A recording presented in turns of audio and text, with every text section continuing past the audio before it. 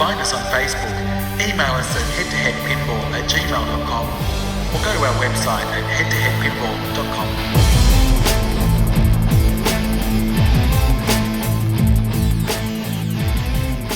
head2headpinball.com. Welcome everybody to another episode of Head2Head Pinball Podcast. This is episode number 20, a very special episode, and my name's Martin, and with me... Ryan C. Ryan C. Is it just Ryan C, or have we got somebody else there? We do have someone else. You want to give me a bit of an intro, Martin? Absolutely. We're talking pinball royalty here. Oh, God. It's me, the other Ryan Danger. So most notably, people would know this person from Twitch, and probably the most prolific streamer on Twitch. Great player, goes to tournaments as well. Also known for streaming the launches of Stearns machines, including recently Guardians of the Galaxy. Yeah, baby. Danger is not his middle name. It is his surname. So welcome, Jack Danger. How are you, mate? It's my given name. I am fantastic. It's an honor to be on the podcast. Let's talk a bunch of pinball BS. I'm ready. That's what we all do so well. Well, so we do want to sort of ask you a few questions, but this is an Australian podcast, and for those Australians that don't know, who are you? G'day, Australia. It's me, Jack Danger. I don't know how to do. Listen, no, please don't beat me up. I apologize. For those of you Aussies that don't know who I am just a ding dong that plays pinball on the internet Monday through Friday for a handful of hours or a lot of hours, depending on how much I'm drinking. I've been a Twitch streamer for 3.5 years. I started this whole thing when really it was just sort of Papa doing their big thing with all their awesome equipment, and I was like, I could probably do this on the cheap, and here we are now. My gear was cheap, it no longer is, but I do tutorials, teach people how to play out at bars. I was really heavy into the tournament scene, but I stream so much that I don't have time to go to many anymore. But when I do, I shut them down. It's it is. I'm not modest. I'm the best freaking pinball player on the planet. Hey, well, we saw the Guardians stream the other day, and you got shown up by a 15-year-old mate. Okay, let me point something out really quick. Yes, and Zach is an amazing player, and I love that kid. But it was his birthday. That's all I'm gonna say. Nice guy, Jack Danger. Yeah. Anyway, no, he kicked my butt. So is Twitch streaming your full-time gig now, or do you still work the 9 to 5 grind, so to speak? It has become the full-time gig. So what I'm doing during the day is a lot of social media, reading like news articles about pinball and stuff that I can share on like Facebook and Twitter. I'm planning event streams or places I can go to, and just like sort of filling up my calendar with conferences and stuff that I can go to, as well as designing graphics for the show and trying to come up with new ideas. This whole last week was literally just me streaming, like testing out new concepts on how to stream stuff. Now I have a way for someone to stream directly to me so that we could do head-to-head stuff with people that have their own machines and rigs. And it's awesome. Me and Marty tried that a couple of weeks ago, but it was on the spur of the moment. So basically, I kind of FaceTimed him, and then he pointed a webcam to his phone, and I pointed. We didn't think it through. It was literally just like, hey, should we try this out? Yeah, let's do it. Honestly, you never know until you try, though, man. That could have been the next big thing. It was fun. It was a lot of fun. Did you work on Wizard of Oz? Is that I've got Wizard of Oz at home, and I've got your name in the credits there. Yeah, absolutely. I did the my buddy Nick Campbell and I. Nick Campbell is one of the original 4 Dead Flip members. We're both animators, and we got the gig to do the Wicked Witch animations on Woz. And outside of like doing all that stuff, which was we set up a big photo shoot. We used my buddy Nick's wife at the time as the model, replaced her face with the actual witch from the movie, had her doing all this stuff. But then they also had us design the look and functionality of like their back-end menu system for all the games they use. And that sort of colored grid thing was something that I created or came up with or designed or whatever you want to call it. That's cool, man, because that's still light years ahead of anything else on the market at the moment. I'm still waiting for Stearns, like now they've got the LCD, to kind of change their menu system to something a bit more, I don't know, not user friendly, because everyone kind of knows the menu system now. But for people that are doing it for the first time, when you got a lamp matrix or a switch matrix, it's nice to kind of have it laid out like a grid, the colors and stuff. So some of the ideas that we pitched to them were like sort of crazy with like colored blade things moving around and stuff, but like the grid thing made the most sense for I don't know, everyone. Yeah, it was an honor to be asked to do something like that, and I'm glad that it's working as well as it is. Obviously, when you started off, you probably just had 1 or 2 pins, but I'm guessing your collection now has grown. Is that right? Well, the funny thing about my show is I never owned a pinball machine until about a year ago. Wow. But I, at all times, have 7 to 20 plus pinball machines in my collection at any given time. And what that is people that watch my show donate games sort of to the cause. So we'll have a pinball machine delivered here. I'll play it for a couple of months and then send it back so that we can keep the collection fresh and new. We're unfortunately down to 7 pinball machines right now, but hopefully we can grow that back up pretty soon. But I personally only own a Capcom Break Shot, which is an amazing game. I love that game. I honestly much like Total Nuclear Annihilation, street level game with a very interesting locking mechanism, complex enough rules to keep you having fun, something to shoot for at the end. And it's a blast. I love it. And it's got the trademark really, really powerful flippers that Capcom were known for. Oh yeah. And the other pin, I do have another pin. It's a Cabaret, if you're familiar.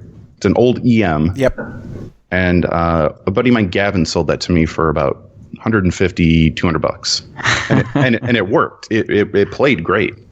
But the artwork was roached and the cabinet is beat up. So what we did was whatever remaining artwork was on the playfield, which was not much, we sanded it off. And we're going to be retheming that into something that I do my own artwork on.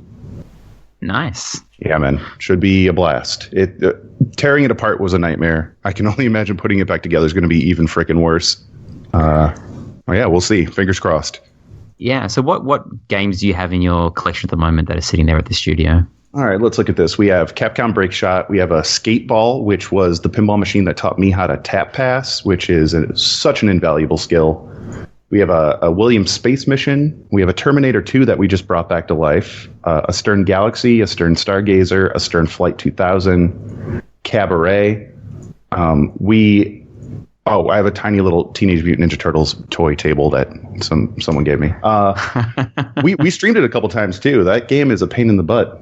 But our buddy Gavin, who's an operator here out of Chicago, uses this as sort of like a layover space for him. Okay. And we've had everything in here: Earthshaker, the good Indiana Jones, Kiss, Spider-Man. It just goes on, and it's a huge honor that people trust me with their games, especially when you tune in and you see I'm like 3 sheets to the wind wearing a onesie, just sort of tripping over myself. But the games are well taken care of. Internet, if you're curious about dropping a game off, and I try not to break anything. So so you've had a lot of games that have kind of rotated around in your collection. What would be your favorite EM, solid state, DMD, and I know LCD is fairly new, but let's put that as a category as well. So during my live stream, I am asked that question by every single person. Yep. Every single day. And although I do have like a top 10 that might have like 30 games in it, it's all mood based. There's days where you're like, I want a Star Wars. Yeah. Today, what am I feeling today? If you were in a big factory where every single pinball is there, which 4 machines would you walk up to and have a game? I would have to say Grand Prix. Yeah. Right. For our EM. That is an EM, right? I'm having a brain fart. I don't know.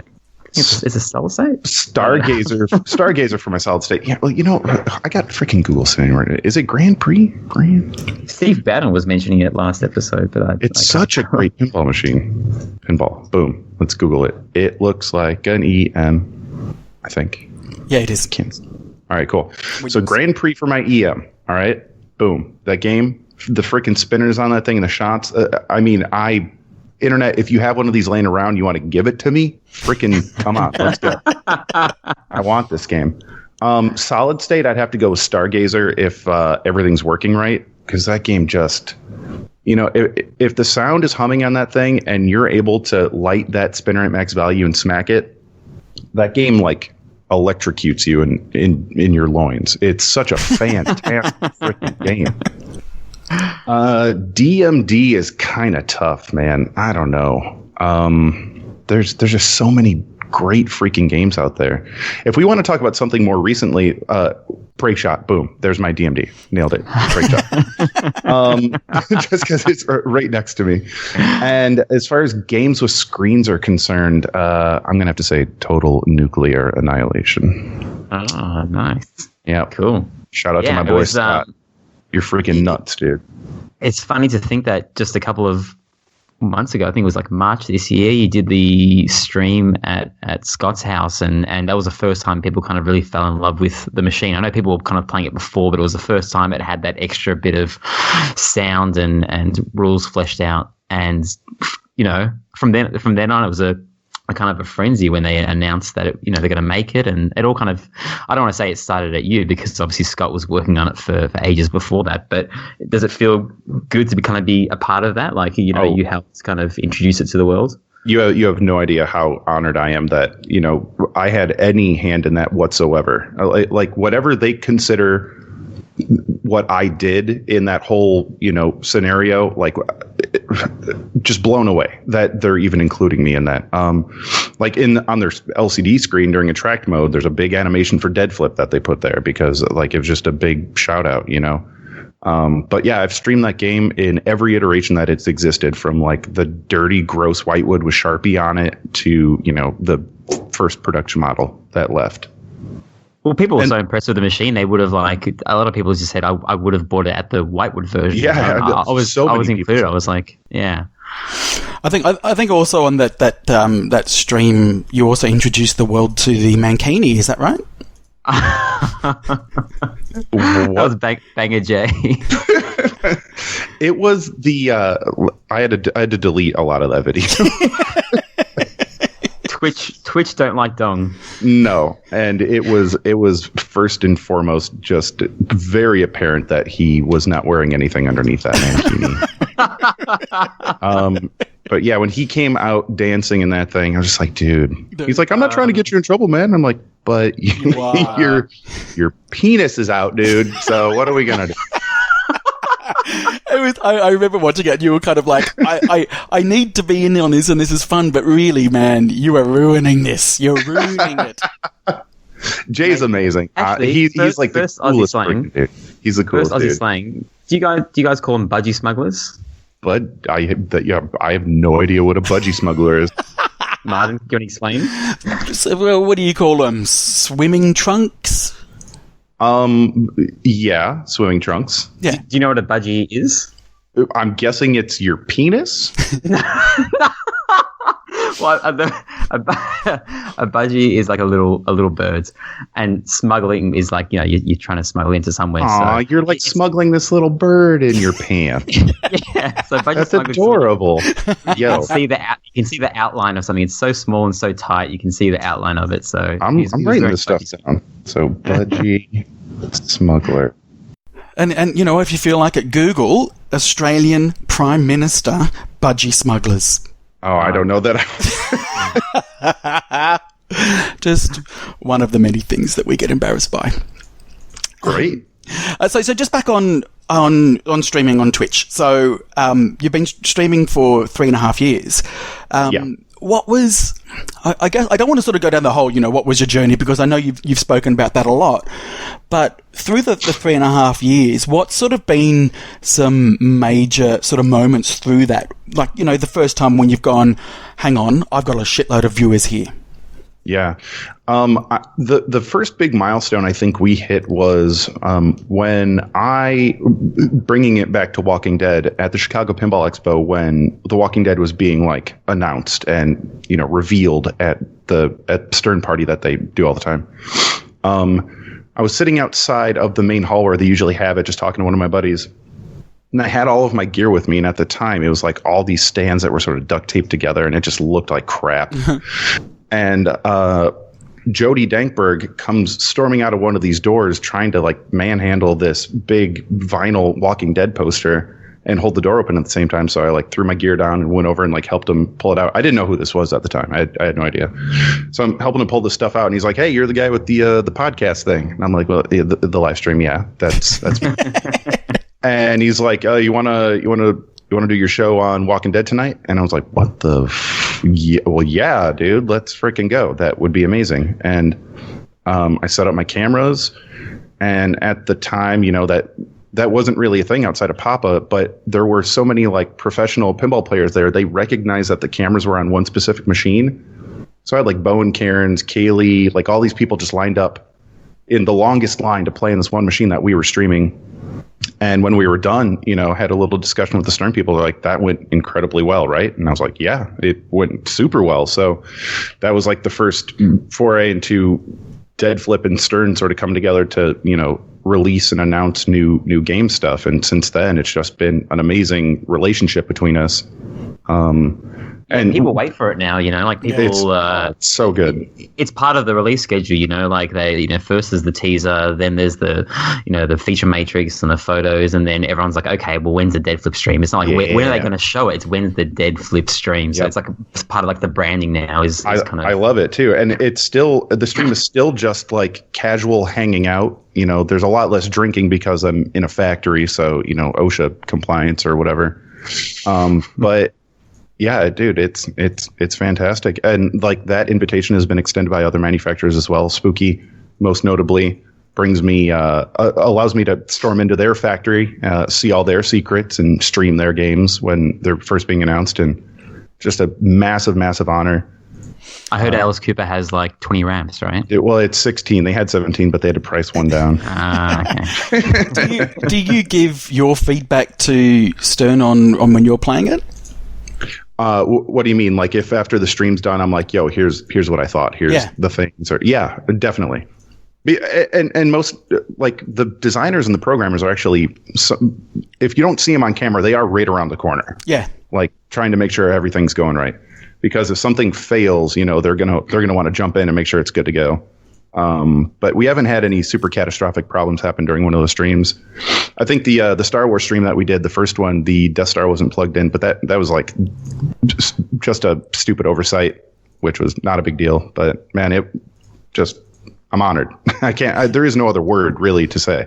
Well, so speaking of the setup, and it's probably a two-part. One is, you know, what equipment do you run with your stream, like, you know, cameras, capture, etc., and sort of has that evolved over time?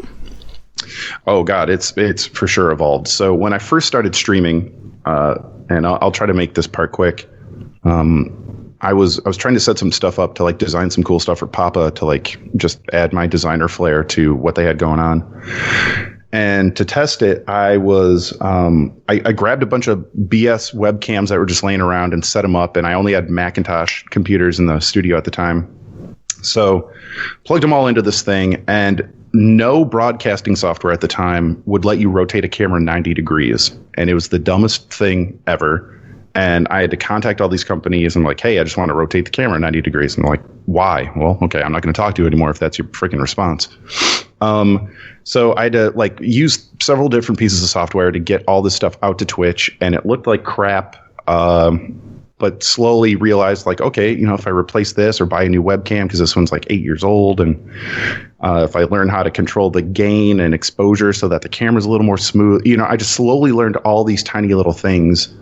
I remember when I finally figured out how to get everything to run off of a laptop instead of a big like honking desktop that I had to carry around to bars. That was huge.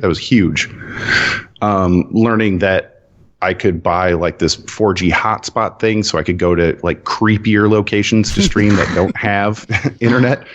And now my stream has evolved to, a nice laptop that could run. We did a stress test this past week. We had 12 cameras running at one time off of one laptop. No way. Wow. And 2 of those were HDMI webcam or camcorders, a crap load of webcams, and then I had some people because I built my own custom listen, it's all this like technical nonsense that I'm slowly learning. But I had some people streaming directly to my laptop into my broadcasting software. And I use XSplit, and there's like OBS and all this other stuff out there, but I use XSplit because it may or may not be the best, but it was the first piece of software that let me rotate a camera 90 degrees. So they win that badge. Yeah, I use XSplit as well. I just find the interface a little bit easier than OBS. It's so good. It's so smart. It makes so much sense. OBS is also a great piece of software. A lot of people use it. It's a little more bare bones and sort of a little hard to understand when you first get kicked off there, but XSplit's just like plug and run, dude. Just do it. And so what sort of promotion have you had to do to build up your Twitch channel of Deadflip, or has it just organically grown? So growing the channel was something I didn't quite know how to do until I really started speaking to other streamers, like people that had, hundreds, thousands of people watching them. I started going to conventions and stuff, and I'm like, guys, I can't break this wall of 20 people. What the shit's going on? Come to find out, number one, pinball's a hard sell. So that was the hurdle to get over, and it absolutely still is the biggest hurdle. But people watch Twitch because they love the personality of what's going on. The game really comes second. The game is first and foremost when someone's looking for something, but once the stream's going, that's it. You have to entertain to keep people there. So what I did was I would network with other people, get other people interested in pinball that were also big streamers. And that would just create this big like network of friends that I had who would be like, oh, I'm done streaming. Hey, Deadflip's playing. Why don't I send you guys over there? And they would just drop 5,000 people on me. And if 1% of those people stick around, that's more people I didn't see the show before, So it's been a lot of that. It's been a lot of me going around to different bars and just strangers walking by going, what the hell are you doing? I'm like, well, let me show you. Yeah, we're live on camera. Yeah, dude, it's going to be great. It's my favorite interaction with anyone doing anything is when I'm at a bar and someone walks by and they're like, what the hell is all this? I'm like, well, let me show you. You're going to frickin' love it. You better frickin' love it. Well, just on that, Jack, because I always struggle when, when I haven't seen a friend for a couple of years and they come over and I say, hey, I'm into pinball, and they walk into the room. I always struggle to kind of like, I'm worried that they're not going to like pinball. So, what do you do when you're playing pinball for someone for the first time? Do you start a 2-player game and then like play badly on purpose so they feel good? Like what do you do? Because I always feel like I'm stuffing it up. Yeah, I sort of gauge their immediate interest. If someone walks over, they're like, oh man, like Twilight Zone, my dad had this. I'm like, oh cool, what do you know about it? Tell me what you know. And what if they know nothing? And if they know nothing, I'll be like, hey, are you interested? Do you want to play a game? And like if they say no, typically they don't walk away. What they do is they'll sit there and be like, I don't want to play, but I'd like to see like what you got going on here. Yeah. And I've been playing on camera for 3.5 years, talking and reading chat while I'm playing for a very long time. So I've honed the skill of being able to hold a full on paying attention conversation with somebody while also still being able to do very well on a pinball machine. So what I'm doing is I'm explaining stuff. You'd be like, yo, let me show you like the simplest move in pinball. It's like, here's the dead flip. And I'll go like, if I plunge this ball and it's rocketing at this flipper, what would you do? And they'd be like, flip. And I'd be like, no. Just don't touch the ball. And, show them by example a few little things. And then maybe in the middle of a game, if I have a ball cradled, I'll pull them over and be like, hold this. We're going to try something called like a post pass or something. I don't want to push information on people unless they want it. So it really is like just sort of gauge what they're feeling. And if they're just like, cool, okay, cool. You can't sell it on everybody. And that's why it's not like the number one thing on Twitch right now. So it's really just... I remember one of the one sort of occasion that happened really stands out for me. And it also comes back to, you saying one of your favorite things is when people come along. I can't remember what it was, but I think you were streaming at like a university art gallery, I think it was. Oh, yeah. And I think it might have been either the first or second stream. And there was a young girl that came along and she stayed the whole stream, and dude, she was awesome. How funny was she? Yeah, she was a riot. She just a quick side note. She is, and I'm spacing on her name. I can only remember her Instagram name. I know. I signed up on her Instagram as well because I just thought it was like Ginger Scribbler or something. Right? Yeah, that's it. Ginger Scribbler. Anyway, she is not well, and actually was able to do like a Make-A-Wish thing where she went to like Cannes Film Festival, hooked up to an oxygen tank a lot. Like I didn't learn any of this stuff until very much later when, her Instagram stuff started popping up on my feed. But what an amazing freaking kid. She did so well. She was so genuinely interested in absolutely everything that was happening in this pinball machine. And she was just there by happenstance, like just walked in, saw me with all my cameras. She's like, "What's this?" And I'm like, I'd be happy to show you a few things if you'd like, sure, And the thing that always grabs a new player, absolutely 100%, is when, depending on what the game is, we'll say, trying to think of a game that feeds directly to a flipper when it spits out after a plunge. Doesn't matter. Theater of Magic? Sure. Like what? Well, no, that like shoots at a flipper instead of feeds through the inline. Whatever, doesn't matter. The second you go like, okay, you're going to plunge the ball. Here's what's going to happen. I'm going to tell you the play-by-play, which are like, there's, this game's all bouncing around. There's no way you could tell me what's going to happen. I'm like, I'm going to give you the play-by-play. You're going to plunge. The ball's going to shoot out of the scoop and it's going to fly at your left flipper. You're not going to flip it. You're going to let it bounce over to your right flipper. Once it starts traveling over there, hold that flipper up. You're going to catch the ball, and then we'll talk about what to do after that. And they do it, and you just know that it's going to work. And the second they hold that ball, I'll be like, look at me. And it takes them out of the game for a second and be like, you're a freaking pro pinball player right now. Like you just did 3 amazing things that no one else in this bar right now knows how to do. Just hype them up so they get really interested. And then once they learn that they can control that sort of thing, it's just they're 0 to 100. Like they're already got their phone out. Like, how do I figure out more stuff about this?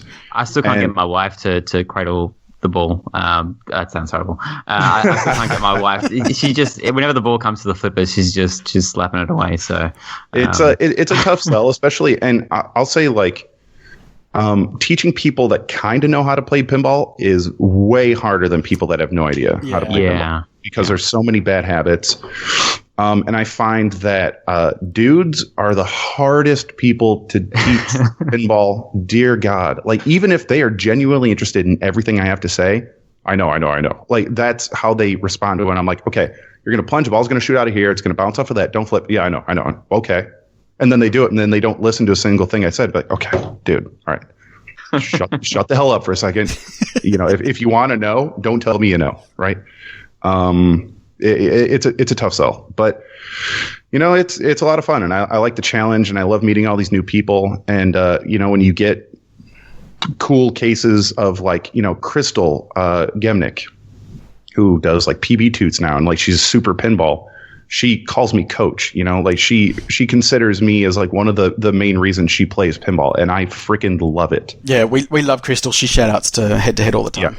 Yeah, she's got a crush on one or both of you. I can't remember which one it is. Me, I think it might be Martin. Yeah, for sure. I don't know. Fight it out, guys. Fight it. She's awesome. So on then the stream that you did of Guardian. So what's your initial impressions of Guardians of the Galaxy by Stern? So Guardians, what I did was, and I try to do this with every stream, I don't want to play the game unless it's under the camera. So I didn't want to have like any predisposition about what was happening. I wanted to discover it with the chat. I did cheat for Guardians, and I played one game just to make sure it like looked good under the camera, and I freaking got a GC, and I was like, man, this is not going to freaking happen on camera. I just freaking got this. Guardians, a lot of people are saying, is like the amalgamation of Metallica, Aerosmith, and Iron Man all mixed together.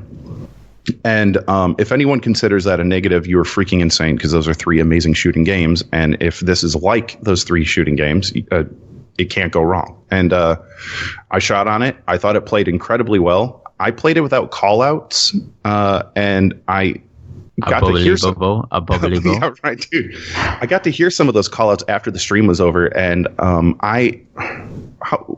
what knowledge is out there of who's doing callouts? Well, the firmware now is out, so you can open up the entire firmware on the Pinball browser and go through all the callouts. So you're not letting any secrets go by. Okay, cool. So I heard the Rocket Raccoon callouts and was floored. It's just him like trolling you the whole freaking time. And it was amazing. The lights are good. The shots feel comfortable, like your typical Borg machine. And the rocket shot I found was like super, super tight. But that was the only thing that tighter than Iron Man, like yeah, tighter than what's his name? War Machine. No, I should say War Machine. Yeah, War Machine. What I like to do when I first start playing is I like to find where the backhand shots are. You know, like forehand shots, they're all there. That's how they design it. But the backhand shots are what I want to know. You know, to make little easier shots. Borg doesn't like backhands as much as right. Does, right? The orb shot, stupid backhandable. Like you could nail that thing all day. It's perfect. But unlike War Machine, I was not able to backhand the raccoon shot. I think that's sticking out a little bit further, that like bottom area. Millimeters make the difference in pinball, right? Yep. And not to say it's not back flippable, it's not backhandable. Back flipping is a completely different technique, which allows you to shoot even further behind the flipper. Go to deadflip.com/tutorials if you wanted to learn. I've shown some friends that page because it is like, you know, it's so overwhelming when you get into pinball and people are speaking all these weird terms, and that page pretty much is perfect to show everyone that these are the 20 pinball terms that you need to learn how to do and learn what they are. Yeah, it's the animations for all the moves, and then on the animation should be several names that are used for certain things, like the dead flip is also called the dead pass or the bounce pass. There's shatzing, which is also called alley passing. You know, the list goes on. And I don't even know how many GIFs are on there. But sometimes I just pull that up and I'm like hypnotized seeing all that stuff move like that. It's amazing. So you made them, right? Like that was... Yeah, my full-time job up until maybe 6 months ago was I've been an animator for 15 years. And I've worked on commercials, music videos, feature films. Owned my own animation studio for the last 5 or 6 years, and took a monster financial hit to try to do Twitch full time. And Twitch does not make you a lot of money, ladies and gentlemen. Don't go thinking I'm driving around in my Ferrari because I'm playing pinball. That is not even close to the case. So do you still own that company, or is it something that you like sold off, or? It still exists. What I do now is I outsource. I'll take in big jobs and then outsource it to like a team of freelancers that I'll build, and then just take a small cut of it just to keep it going. You're a manager, Mr. Manager. That's me, man. You're also, believe it or not, good timing for us. You're coming to Australia. Yeah. What are you doing in Australia? Well, I have first and foremost never been overseas for any reason whatsoever. I've been to Canada. I've been to South America. I've been not even South America. I've been to Tijuana, just like over the border, but always North America. I've never been overseas, and showed general interest that I wanted to go to anywhere overseas to do some pinball stuff. And there was one night where there was a lot of Aussies in chat, and I was like, "Yo, Australia would be freaking dope if we can make that work." And good old Dr. John Cosson was in chat, and he messaged me later. He's like, "Hey man, if you're serious about this, we can definitely set this thing up." I was like, "Holy crap! I mean, if that's real, then let's freaking do this. That'd be dope." And after a lot of emailing and convincing and setting up schedules, you know, AMD time zone, and I think Stern had their hand in some of this to get my butt out there for about 8 days. I think I'm couch surfing the entire time I'm down there, but it's gonna be a blast. So where can people? I mean, obviously you'll update everyone on your Facebook to your whereabouts and where they can join in on the fun. But are there any main places to check you out on the weekends? Absolutely. So I'm spending, I think, all of my time in the Gold Coast, if I'm not mistaken. That's that area. Yeah. And I know I'm doing like a critical hit stream at John Cosson's house. Yeah. On Friday, I believe. It's like the 8th. Then the 9th and 10th, I think I'm bouncing around to Netherworld. And there's a Queensland tournament that we're going to be streaming that I'm going to be setting up as much of my gear as I can and doing commentary over. That's sort of what my tests were this past week to make sure I can get like a lot of cameras going. But I got a feeling that we're going to be stuck with like 2 or 3 pinball machines max to go in between. But, you know, my stream's all about just me streaming and getting drunk at a bar. So to being able to do more than one is fantastic. So like a huge shout out to everyone that helped me get over there. Time Zone, Surfers Paradise, you know, AMD, Bruce, you're killing it. All the kids at Stern who always support this channel, which is beyond generous. Yeah. And so what do you know about Australia? All right, let's think about this for a second. I know someone told me I need to watch out for drop bears. I don't know what that is. Is it a real thing or what? I didn't even Google it. You'll find out. Okay, cool. And I won't Google it. Good. I mean, you gotta tell him what it is. I might get accosted by somebody. I'm ready to. A drop bear is these things that live in trees in Australia. Like they're like koalas, but a more extreme version. And you got to watch out because if you look up, they drop down on you and they chuck you to the ground. And drop bears. Yeah, they live in trees. Okay, so they're just overweight koala bears. Yeah.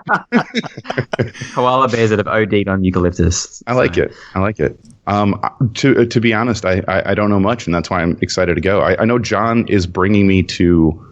I don't know that the term is petting zoo, but I'm going to go see some native animals. I need to see a kangaroo before I leave, or I'm going to be very upset. Yeah, there's a sanctuary there where you're going. So sanctuary. That's what I was looking for. And I'm going to be doing. I do have a rig where I can walk around and stream off of my cell phone. The thing is roaming and internet and stuff like that. I'm going to have to figure that out. And if I can't, then you're only going to see me in bars playing pinball.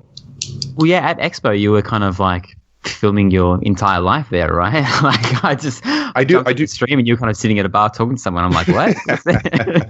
Yeah, I do some walking around streams every once in a while when, I just don't feel like playing pinball or pinball isn't available or maybe some plans fell through.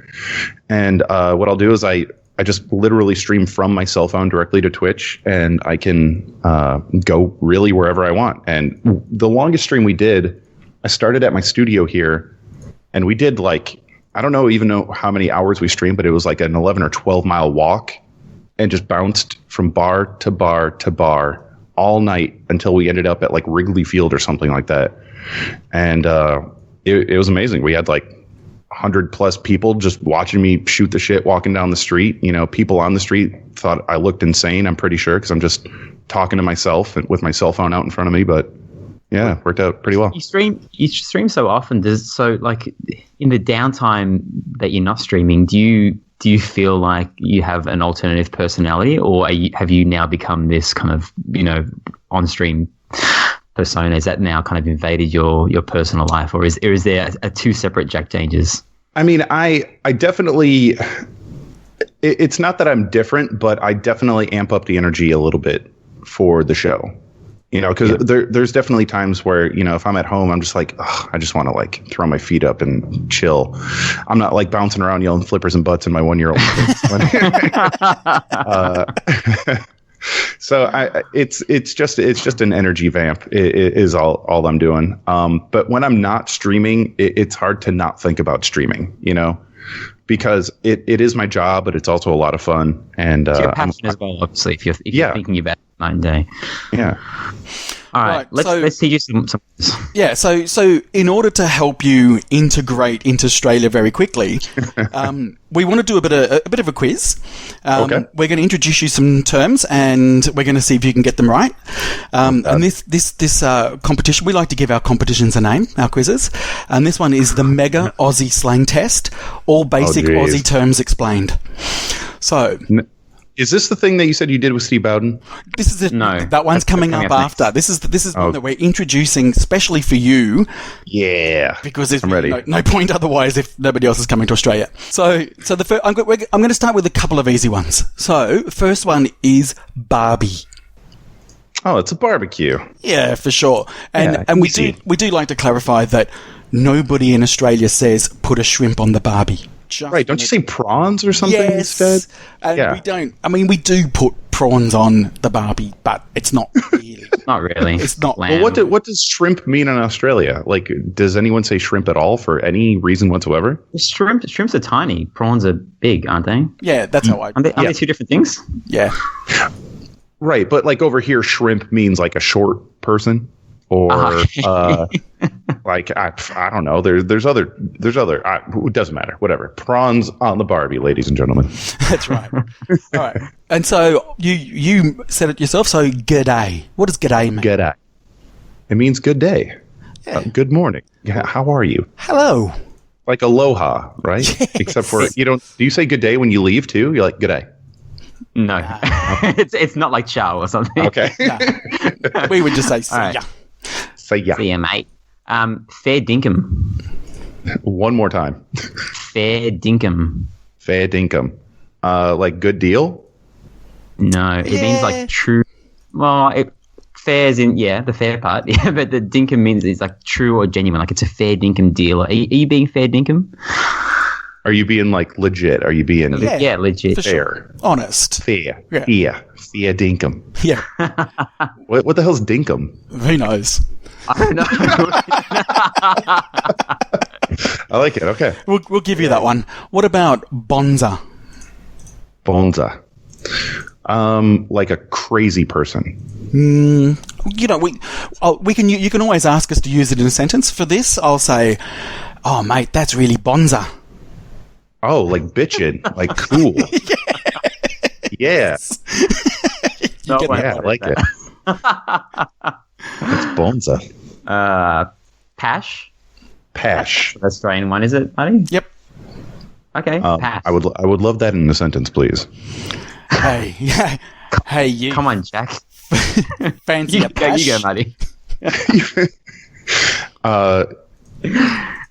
Say that sentence again. Okay, I'll do a longer version. Jack, you're pretty hot. Fancy a pash? Oh man, is that like go hook up? It's a kiss. Ah, same difference. So yeah, well, so we would say it's a fairly heavy kiss. Tongues are involved here, Ooh, tongues are involved. So the French type of kissing, I like it. and so the question still stands. The next one, is Absolutely. give it a burl. Give it a go. Give it a try. Yes. Yeah. Snag. Oh God. Hey, Jack, do you want a snag? Yes. Here is a bunning sausage for you. It's a sausage. Like, yeah. Snag is a sausage. Yeah, Man, I gotta sausage, write yeah. stuff down. No, didn't get that one. How about fair suck of the sav? Biggest suck of the sad. Did you guys agree on these terms before you dropped them on me? These are real things that people say in Australia. Fair suck of the sav. Fair suck of the sav, mate. You got to be kidding. Is that like a holy crap? Like a Yeah, it's an exclamation of wonder. It's like, sure, an exclamation. yeah. I'll give you Piece that of one. piss. Suck of the sav. A piece of piss. That's the longest. That's the longest term. It's not great. Okay. Jack? Yes. Piece of piss. Piece of piss. That's like crap or shit. Nope. No, it means it's really easy. Oh. Okay. Yeah, I can do that. It'll be a piece of piss. That's not a term anyone uses. No, You're making these. Actually, you're just like randomly Googling things. No, the Sav one I've never heard before, but piece of piss, I hear weekly. It is an actual term that you'll hear. That's a piece of piss. Because it's easy. Yeah. Yeah, I don't know why, but that's just We don't try to explain where these things came from. How about We're just taught them in school and how about teach them to our kids. how about pig's ass? Pig's ass. I'm guessing that means like hell no or Yeah, well no done. thanks. Yes. Awesome. Struth. Struth with a S-T-U... Wait, S-T-R? Strewth. You'd be like, Struth, mate. Struth. Is that like cool? It's really just like an exclamation, like geez. Like, Struth. Struth. Struth. Yeah, I'm writing that down because I'm for sure going to be saying that the entire time I'm in Australia. Marty, do you want to do the next one? Also, pig's ass. Pig's ass. How about Grundies? Oh, Grundies. Is it like underwear? Yes! All right. I'll take it. Jack, when you're in Australia, are you going to hit the terps? Hit the tips? Hit the terps? Oh, great accent. Is that, like golfing?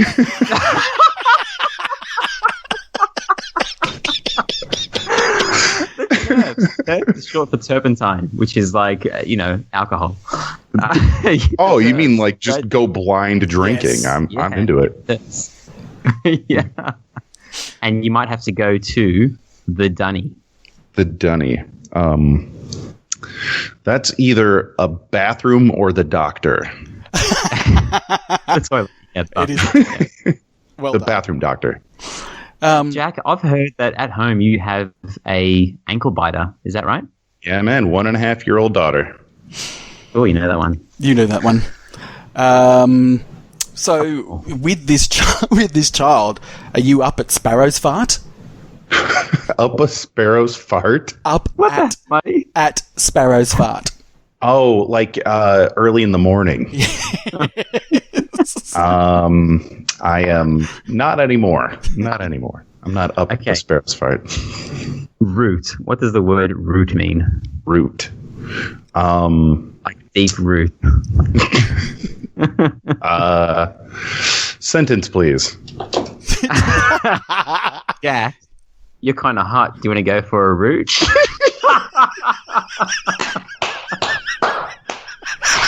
Is that the heaviest of making out?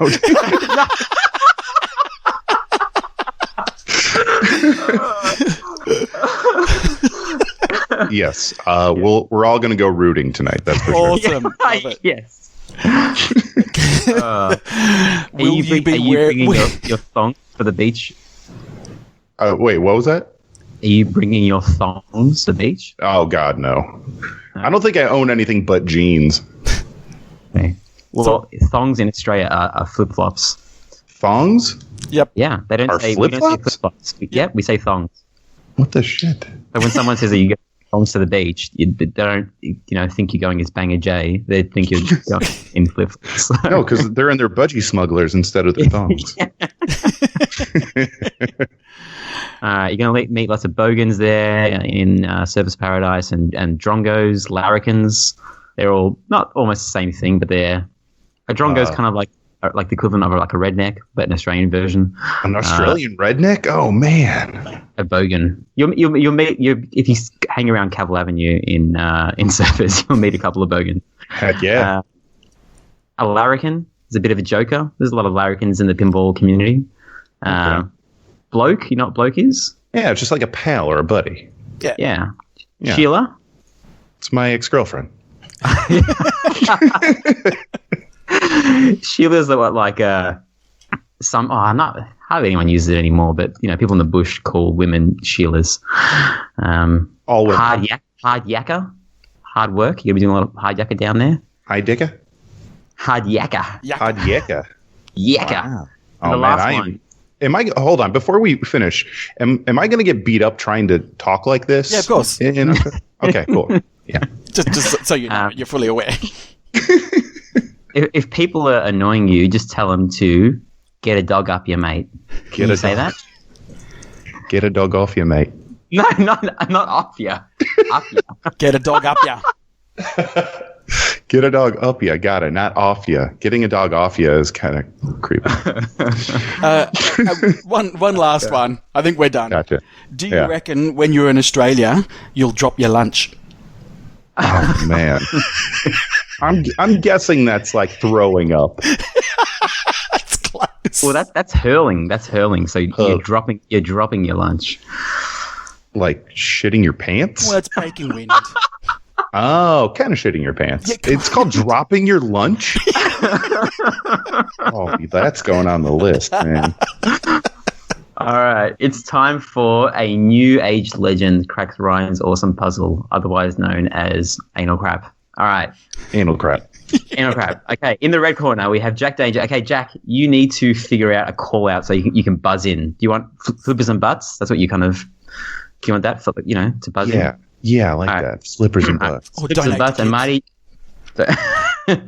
Marty, are you going for... Yeah, my usual one is go for the wall. Okay. So that's our buzzer. That's our buzzer. That's your buzzer. I'm changing mine to pig's ass. Okay, so we're going to reduce it down to 10 questions, so it'll be nice and quick. All right, so what is the name of the city in Daldin? Go for the wall. Marty? Quantum City. Oh, 1 point to Marty. Okay. Quantum City. This one's worth 2 points. Name... give me 1 sec. Kids. Hit the tip. Sorry, 2-year-old. You can edit that out, Marty. Yeah, all right. So, this one's worth 2 points. Name 2 90s pinball machines with a mode called Payback Time.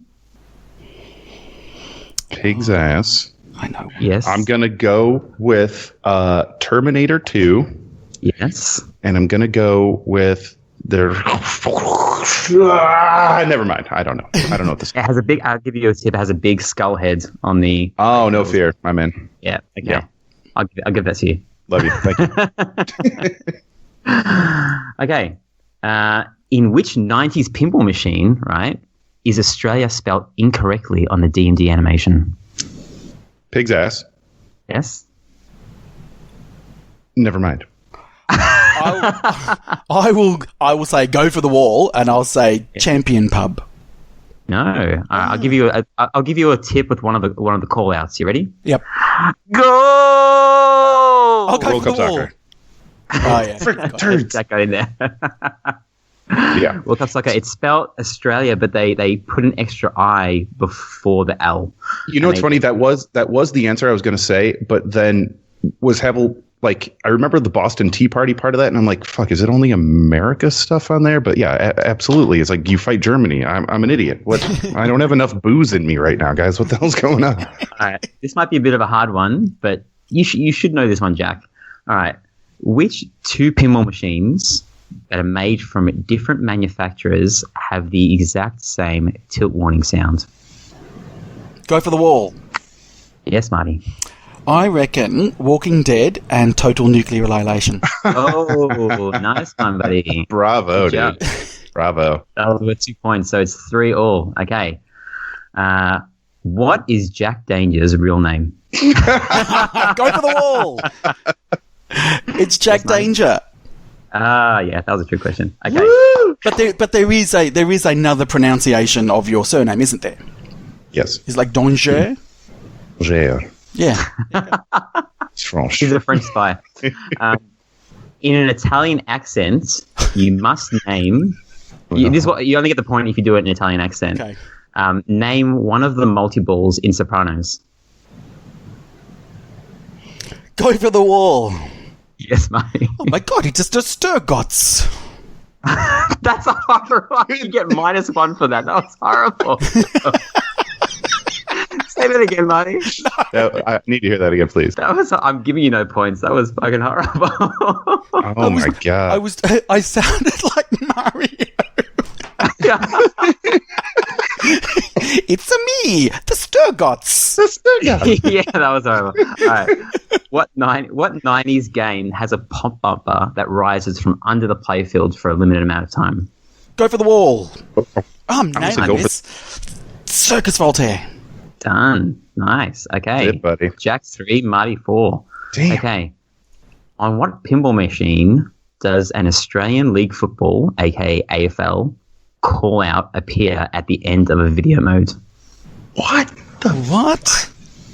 There's a video mode in a 90s Bally Williams pinball machine, and at the end of the video mode, there's a call out that is relating to AFL football in Australia.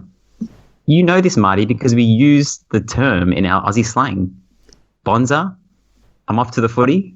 Okay. Oh, you're horrible, Marty. Okay. It's a horrible question, I think. You got me. It's okay in Circus Voltaire when you're kangaroo and in roller skates and you jump over those things. If you beat the video mode, he says Bonza, I'm off to the footy. Yeah, well. Oh, I had no idea. Clearly, I've never beat the video mode. So. Play better. Okay. You got to beat that either. All right, talking about video modes, which pinball machine are you playing a horrible video mode where you're playing a virtual pinball machine inside the real pinball machine? Pig's Ass. Yes. Is it Theater of Magic? Yeah. Yes. Okay. The draw for all 2 more questions. Oh, here we go. What is the name of the wizard mode in Twilight Zone? Pig's Ass. Yes, Jack? Lost in the Zone. Ooh, nice one. 5 to Jack. 4 to Marty. Okay. You better not be letting me win, Marty. I swear to God. It's like when, you've got people coming onto your stream for the first time. You got to make them feel like they're fighting for it. Correct. Now, I need you guys to yell out this jackpot call out. There's no need to buzz in, okay? And if you whoever yells it out first wins, but if I'm not satisfied that it's the same as the call out in the pinball machine, the other person wins. So you got to know what it is as soon as I say it, okay? You ready? This is a jackpot call out? No. It's okay. This is the jackpot call out for the double super in Metallica. Jack fucking pot! Oh, yeah. And Jack takes a... Well done. My man. You anal crab champion. I need a belt or something that just says anal crap on it really big. We'll get Steve Bowden to hand over the trophy that he got last week. All right, Jack. Well, where can people find you and what do you want to plug? Sure. So if you just Google Dead Flip, you'll find everything about me. But I'm on Twitch at twitch.tv/dead_flip. I'm dead_flip on everything. Facebook, Twitter, Instagram, you name it. Just come watch me play pinball and have fun and be part of the community and chat and ask questions and answer questions. And it's awesome. Are you on Snapchat as well? I am. It's Hey Jack Danger, and it's all nudes. Is it? It's all Budgy Smuggler photos, right? Is it nothing but Budgy Smugglers? Is it all pictures of you in the nutty? Yes. There's a bonus Aussie slang for you. The nutty? The nutty. Huh. The nude.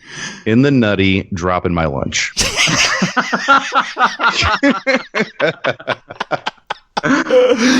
Oh, fantastic. Right. Well, really great talking to you. Thanks again, Jack. Absolutely, guys. Thank you so much for having me on. No worries. See you later.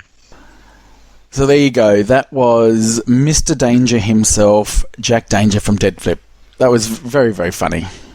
Yeah. So he'll be in Australia on Thursday, I believe. So this week, all those dates you were talking about, that's this week and this weekend coming up. It is this week. And, I've been staring at my frequent flyer points thinking, maybe I could go up there, but we'll see how we go. As I've spoke to you today, I may actually be heading to the US on the weekend. So I can't plan anything just yet.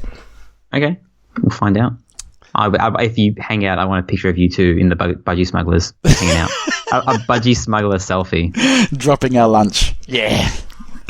Shall we get on to some pinball news then? Yes, please. Okay, what have you got, Marty? What's up first? Well, it's actually just been announced that there's going to be we've talked about the Power 100 before, and our good friend Jordan is currently number 12 in the Power 100. There's actually going to be a specific tournament for the Power 100. So these are the elite of the elite that are good at beating the elite. So Power 100 is the top 100 players that consistently beat people in the top 250 in the normal rankings. Yep. So it's percentage based. So Keith Alwyn is number 1. He wins 91% of his games against people in the top 250. That's what they're ranking here. So there's going to be a competition just for these 100 people are going to be invited, and I believe it's going to be in Chicago next year around the same time as Expo. So who knows how many non-US people will actually come, but I don't know about you, Marty, but the first thing I thought when I saw this was this is a good way to actually get yourself kicked out of the Power 100 if you perform badly.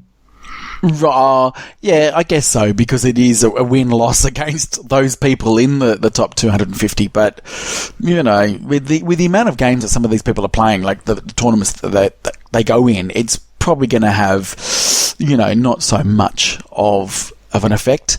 Someone we've talked about Jordan before. He's currently 12th. I think he's probably would be affected because I think it goes against 85 other players in the top 50 that he's played against. Something like that. I'm still trying to work out how it is. So that might affect him, but those that have been playing lots and lots and lots of tournaments against these players, it probably won't have so much of an impact. What I'm trying to say is that on an average comp, if you grab 100 people together in a room to play pinball, 20 or 30% of them might be these, elite players, but regardless of where you are, there's going to be people that just like playing pinball that, they know they're not good. They're the average kind of Joes, but they still put up decent scores. These people in the Power 100, they're all meant to be really good at beating people that are really good. So, if you somehow scraped in there and then say you play, I'm not sure how many head-to-head matches you're going to play, but say you play 30 or 40 people and you lose almost all of them, you're like way out of the Power 100 then. Like you've just kicked yourself shot yourself in the foot. That's what I'm trying to get at. Yeah. But if you beat everyone, then you skyrocket up that list. So well, this is the whole risk reward thing, and yes. And at that level, I'd love to see this tournament, and I hope that they stream it, because this is the best of the best. So and from all around the world, there's a lot of people from around the world in this Power 100. So that would make for a very, very good tournament. Yes, please stream it, because I think all the Expo tournaments, they're not really, I don't think they're streamed. There aren't that many tournaments that are streamed, are there? I mean, you'd think with all the people streaming these days that it would be better set up, but we'll see. Yeah, we'll see. I mean, the European Championships, they were in Copenhagen, they were streamed. The Papa ones are streamed as well, so, we get our fix. Okay. But speaking of tournament news, so there is actually going to be changes to the Australian Championship Series next year. Okay. What are they, Matty? Well, so previously to qualify for the top, I think it's the top 32 go through, it was pretty much the sum of all the tournaments that you've played in a year. But, sort of now coming into line with the rest of the world, it's going to be the top 20 scores that you've played in the year will contribute to your qualifying standing. Yeah, we're talking about the kind of the little leagues possibly affecting it, or maybe they weren't affecting it, but with the top 20 results in it, it should kind of more accurately represent the top, I think it's 48 players now in Australia. But saying that, if, a lot of people kind of live further out and might not be able to get to certain tournaments, and bigger tournaments attract bigger points. So there's always, you can never really get a true ranking of how good a person is unless you get everyone in the same room playing together, right? Yeah, well, and I was talking to somebody yesterday, and they're not probably going to qualify for ACS this year. And they were like, take it or leave it. I think, there are some people that will want to go for it in a year, and some people will just be happy to just, play the regular comps and sit outside that. It's not for everyone. But, like we're talking about with the Power 100, this is for, the best of the best in Australia, and then they come together and compete against each other. What other changes do we have, Marty? That's the only change I know of. Oh, I'm talking about the dollar. Give me that dollar, yo. Yeah, so the dollar gate is coming to Australia. So this did hit the US some time ago, where there will be a fee to have your score qualified for IFPA as part of the rankings there. And as it did with the US, I think it was probably about 6 months ago that hit. It's caused a bit of discussion on the Aussie Arcade forum. Do you have an opinion on that, Marty, that you would like to express? Look, as a former tournament director, I ran a selfie league, and I've said this many times to you. I ran this selfie league primarily as a way to promote pinball, and it was a selfie league that was pay to play. So the venue always had the machines on coin. And so there was, I didn't charge anybody to enter. I didn't charge anybody in the finals. It actually cost me about $150 to $200 a month just to run this tournament, because I would supply prizes, including things like alcohol and gift vouchers and all that kind of stuff. So if I then had to put $1 per player on top of that, that wouldn't have worked for me. And that was probably the argument that I think a lot of people have been saying about the charity tournaments, where they're there not to make money, and all money that comes from it is meant to go to the charity. So that is a bit of a cut, and I know that that's probably the one sticking point when it was discussed in the US. For me, with the Selfie League, it wouldn't have worked either. Yeah, I mean, I haven't read too much about it, but the discussion usually goes with the charity thing, like, okay, then run your charity tournament, and like all the money raised, goes to charity. Just don't have it as an IFPA tournament. And then the counter argument is then we won't attract the top level players, because if they're not making IFPA points, then they don't want to come. And then after that, I kind of lose interest in the argument, because it just keeps on going on. That's when it gets to the deep level argument. And I don't play enough tournaments to be interested in it. I'm the kind of person that says, it's $1, just pay the $1 and move on. But I'm not a tournament person yet, even though I do go to tournaments. I went to a tournament this week that you didn't go to, Marty. No, but for me, it's just for funsies, and I haven't run tournaments and stuff, so I don't really offer a valid or interesting opinion on it. Oh, look, I think it's going to be, and every year there's changes that IFPA bring in, and it's generally, I will say, the feeling that I get from IFPA is they have to do these things. There's always going to be grumblings. A few months into the new year, people just sort of settle and get on with it. And those people that accept it go with it. Those people that don't will leave. But ultimately, the tournament scene is still growing. So as long as it does still grow. And the purpose of the dollar was to have a pool of money to make some of these larger tournaments worth more money, and therefore attracting more attention, be it via media or by sponsorship. Because if you are to say, that there's 10, let's say, I'm arguing certainly we have smaller volumes in Australia, but let's just say it was a $10,000 prize, then that itself has a bit more substance to it than saying, well, what is it now? A case of beer. What's the biggest tournament payout in Australia? Like, is the ACS the biggest one, or is it just one of the match plays? Like, I honestly don't know. It's I think it's probably in the $1,000. I think was probably one of the bigger ones that I know of. The biggest one I've ever seen is the Triple M one that was $5,000 or something. I know. Oh, yeah. God, that's what big sponsorship and stuff can do to. But that's exactly people, right? $5,000 to a radio station like Triple M is nothing as far as their promotion. It was a 2-ball game, and they did it just for the sake of it, because they had a pinball machine. This is a big radio station in Melbourne, in Australia, and I applied to be in the tournament, and I didn't make it in, and some random guy played a 2-ball game that he got like 6 or 7 million or something, and he won $5,000. So there you go. Yeah. So let's hope other sort of radio stations or other media outlets sort of get onto it and start promoting it. Yeah. Well, these changes, the dollar change thing, that's for 2019, not 2018. Like I believe it is in the US. I might be wrong. Yep. So we'll be hearing about this for next year in Australia. Yeah, look, my other point on that is this has come from, I guess it's the brainchild of Josh Sharp, who heads up IFPA with his brother Zach. And what he was saying is that he's had a lot of exposure to the Big Buck Hunter competition scene, and this is something that they added to that, and it has proven to grow that particular tournament scene exponentially. So he's hoping that theory translates to the pinball world. I'm going to read a message I just got from a friend. You can cut this out if you want, Marty. Okay. Sorry. I have a new pet peeve. This stems from the ACS thread. This is just a message that some anonymous person sent me. This stems from the ACS changes thread. Lol.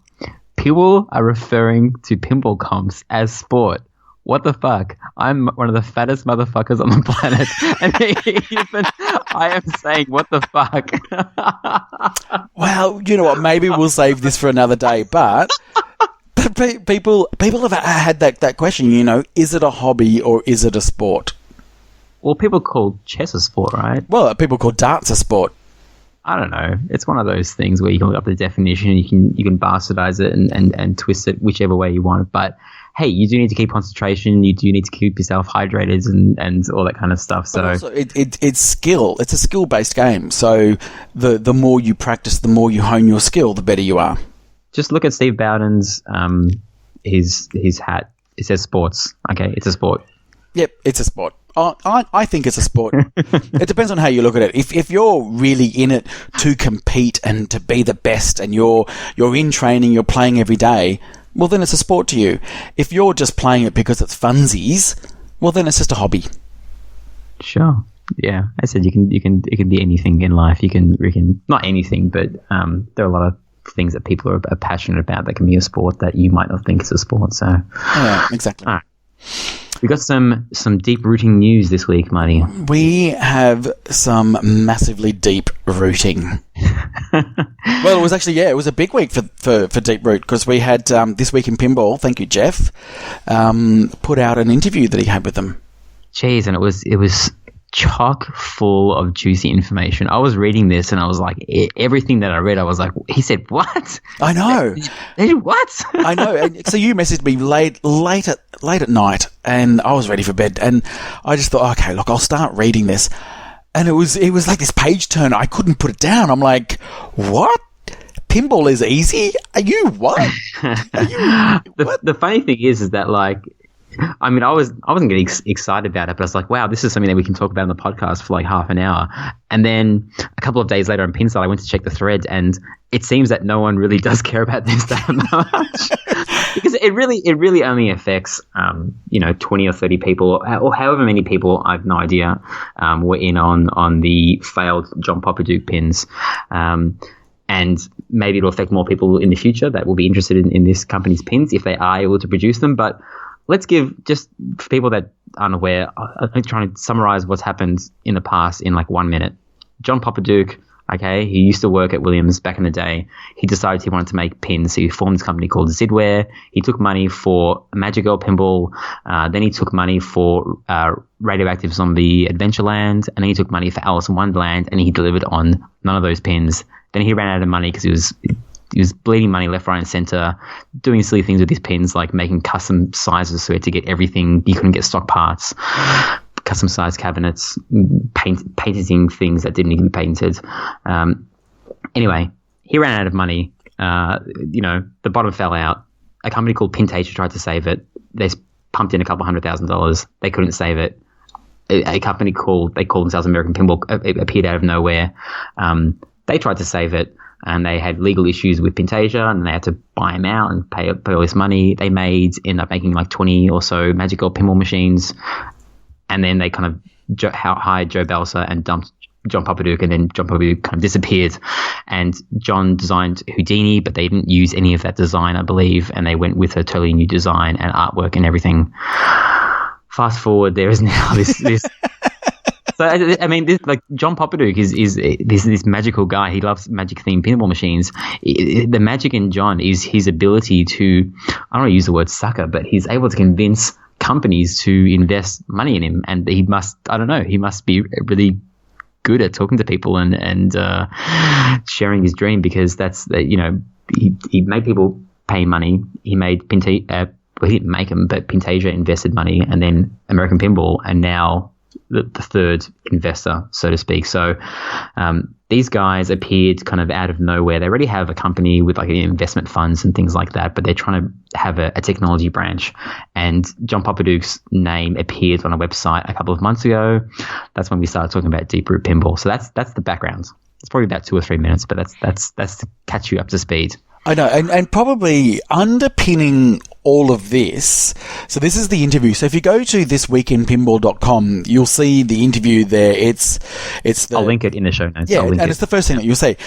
But here's the interesting thing, is that Deeproot are wanting to, resurrect it or do something. The problem is they are inheriting so much legacy. And when I mean legacy, I mean they are inheriting the bad blood that's come with now John Popoduke's name. But they're also now having to deal with the legacy of all these not bad, but I don't know, messy deals that Pintasia tried and then American Pinball. So they're finding it more and more difficult to move forward because there's all these other mess that they've still got to deal with to resolve before they can even move forward. Yes, that's the correct thing of what's happening, but they still claim that pinball is easy. I know. This is the thing. I mean, what information did we get through there? We got information that Zombie Yeti has been paid out. So he previously came on Pinside and said he's not going to release his artwork for use in the future, but that seems to have, he's done a 180 on that, and he seems to be paid out, I'm guessing. He hasn't actually. I don't think he's come out and said, yes, I've been paid out, therefore they can have my artwork. Well, that was said on the interview, wasn't it? He said that there was a bit of a misunderstanding from Jeremy, and that's now been resolved, and I don't think they used the word paid out, but he's signed his art over. Sure. Yeah. So, Jeff asked a lot of questions. It wasn't a fluff piece, and he really asked some really good questions. And he asked him about Apple Juice, the software coder, and he kind of brushed it off and said he's being paid over $100,000. And the first reaction to that is oh wow, $100,000. Yeah, he shouldn't be complaining. But then we kind of later found out that this was his only job, so he stopped working and was working solely for John Popoduke. So, and he wasn't paid for the last 3 months. Plus, he didn't get his promised Magic Girl pinball. So, if you have a job and you're not paid for 3 months, it doesn't matter how much you're getting paid. It's 3 months of missing wage. So, what else did we learn? Where they are looking to do right with the other machines, so with Raza and Alice in Wonderland, because making pinball is easy. Yes, so they had with their legal thing. They obviously they're going through a lot of legal. Well, John is, and this guy, by the way, that runs this. I think his name's Robert. He's a lawyer, so there's a lot of lawyer speak on the website. Basically, he is there's an offer to people that were in on Radioactive, Zombie Adventureland, and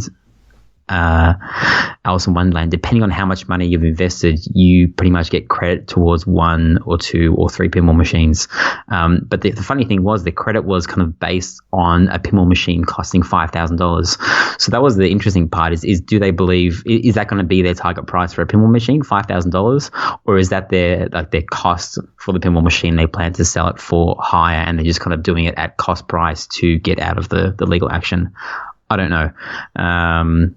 It's yet to be seen. It's yet to be seen if these guys can even produce a pinball machine, because the other really interesting part of the interview is that there's kind of a question and answer section, and Jeff's kind of asking these really good questions. And maybe it was better if it was a phone interview, like a podcast kind of interview, or a video interview, because he came off really what's the opposite to humble?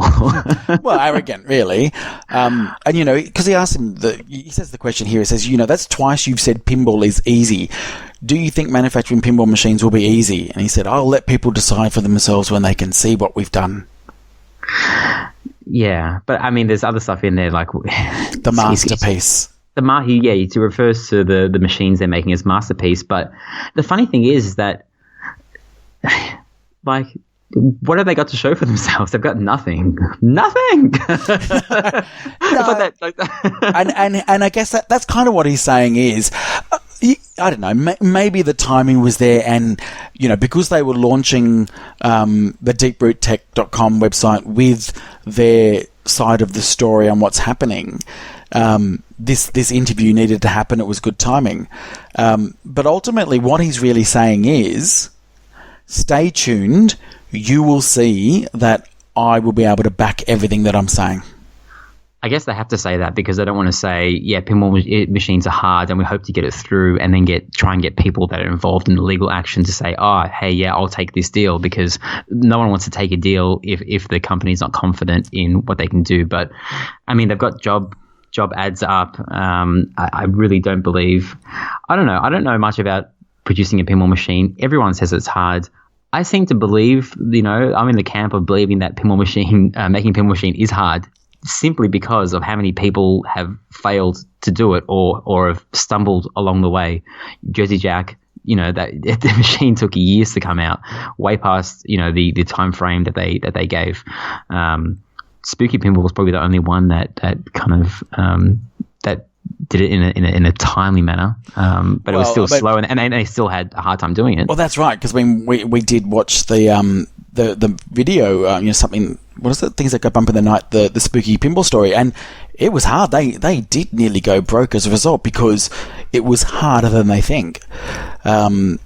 So yeah, did he also say that he has more money than all of the pinball manufacturers combined? Well, he could be. He could be a billionaire. Who knows? He could have actually said, yes, we understand making pinball is hard, but we've got the talent to be able to overcome that. We've really thought this out. Because the Deep Root's been around for 3 years. So he could have said, we have been assessing this for 3 years. We now know we've got everything that we need to be able to make a great pinball. This is the weird thing, is that, when American Pinball announced that they hired Joe Balsa, everyone was like, oh, wow, like how can you have two designers in this small company? And then it was revealed that John was kind of like leaving, no longer a part of American Pinball. Now they have someone designing pinball machine, like an ad up for like a job ad. So what's John Popaduke's role then? Is he just overseeing everything? Is he the manager? Because my understanding is that John is the creative genius, and he's the one who needs to be managed. That's the problem with Zidware, that is that he couldn't make pinball machines because no one was hanging over his head telling him what to do. Yeah, and they sort of did, I guess, address that when they sort of said, has John been demoted? And he said, no, John wasn't demoted. With John still residing in Illinois, it quickly became clear that we needed a full-time in-house designer to tackle the workload while John is between his visits. So they just want, that says to me, they want greater control because John Popaduke is Mr. Cray Cray. Your words, not mine. I love John. Me and John are brothers. Inside. Someone called him that on Pinside. Ah, okay. So that was a quote. I'm sure that, unfortunately, I think that post has been deleted, so you'll never be able to find it. Okay. So I got an email from Jeff from This Week in Pinball, and he said that they're going to be making another statement, and it's going to be revolved around doing webinars. So they really want to communicate and open up the communication channels in a better way with previous Zidware customers that have been affected. So it's a top priority for them, and during this week they'll explain their offerings through their webinars. So do you think they'll explain what the 5 days of Deep Root will be? Well, he's kind of saying that, like, is it an orgy? Yeah. A 5-day orgy. The 5 days of deep rooting. You'd be very sore after 5 days, regardless if you're a male or a female. I have been. But that's what he keeps referring to, the 5 days of Deep Root. And Jeff asks, what is the 5 days of Deep Root? And he gives a smiley face. So we don't really know what it is. They've obviously got grand plans. Let's put it out there. They've got grand plans.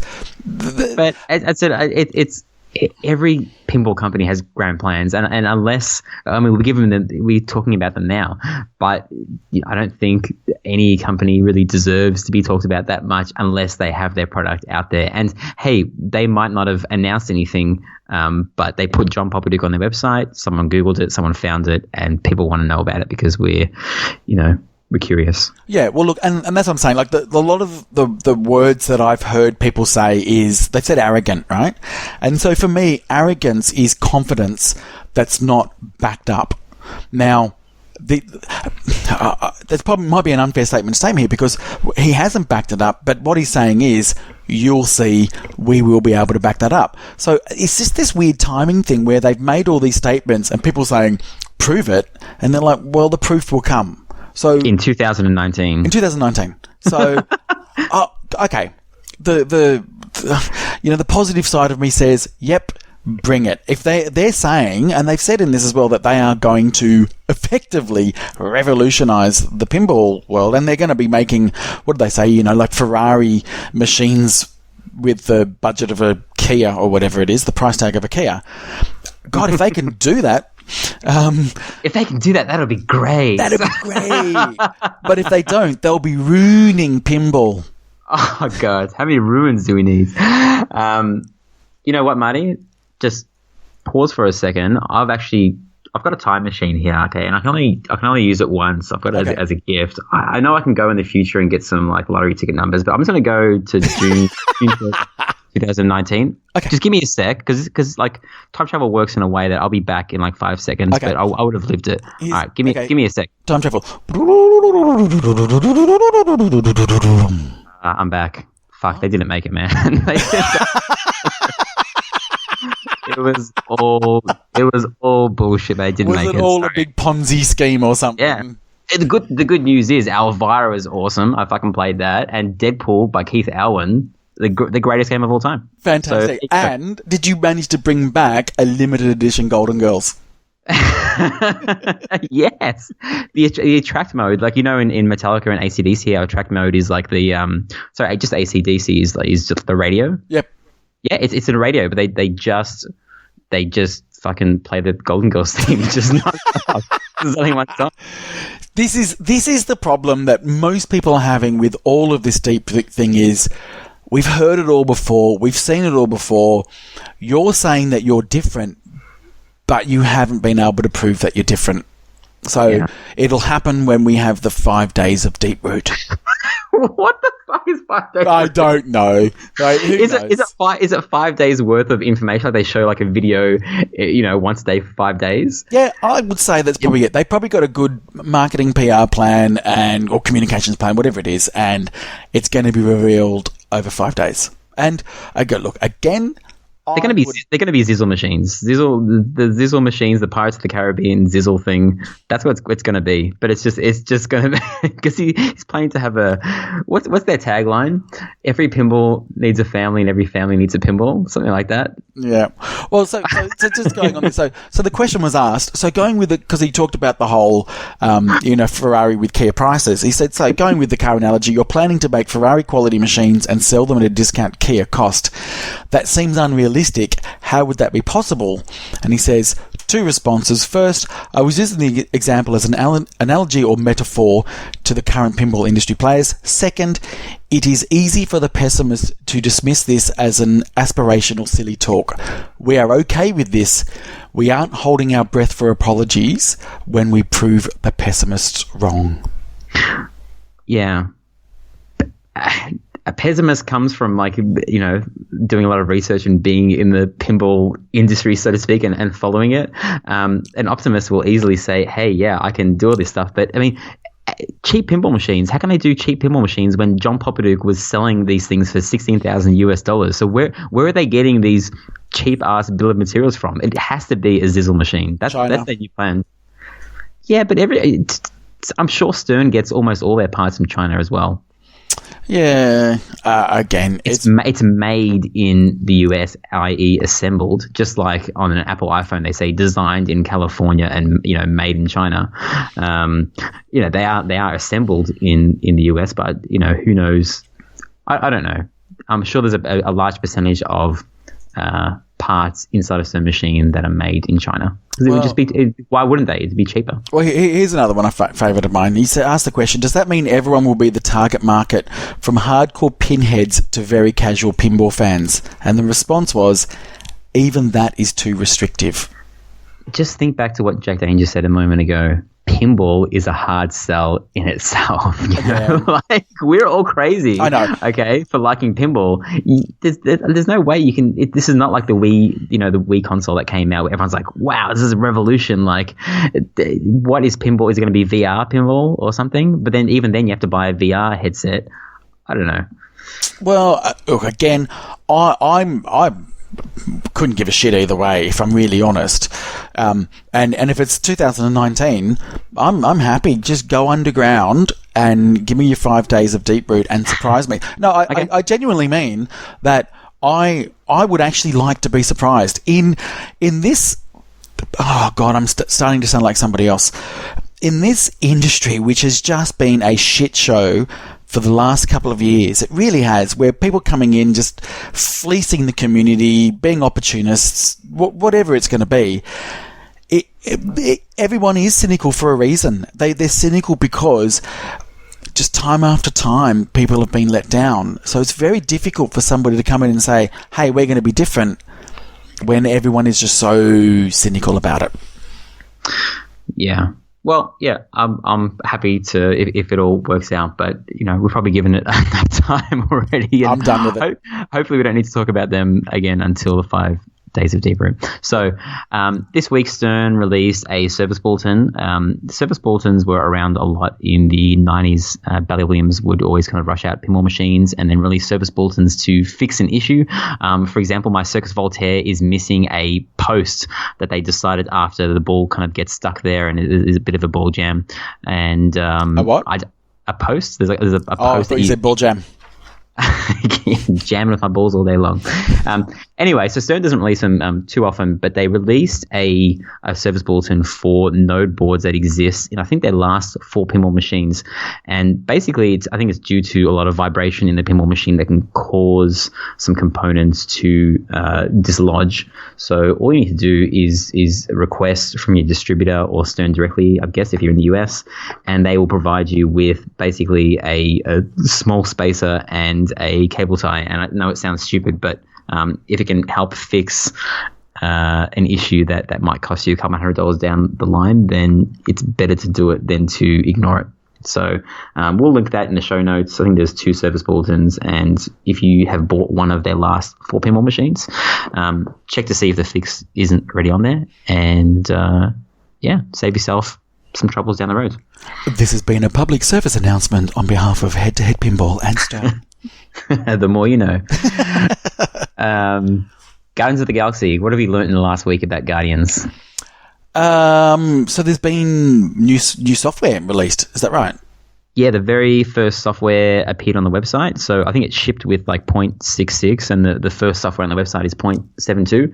And the cool thing, and so there's no show notes. It's in the show notes. There's no changelog, because it is meant to be their first firmware.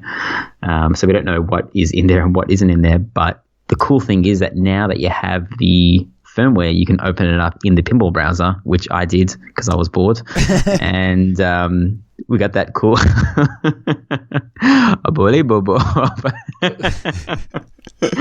So there's a guy called, I think, Waspinator on Pinside, and he did a stream. Like, he literally did the download came out. He downloaded it straight away. It's like 3 gig, updated it, and started streaming. So people were seeing it straight away.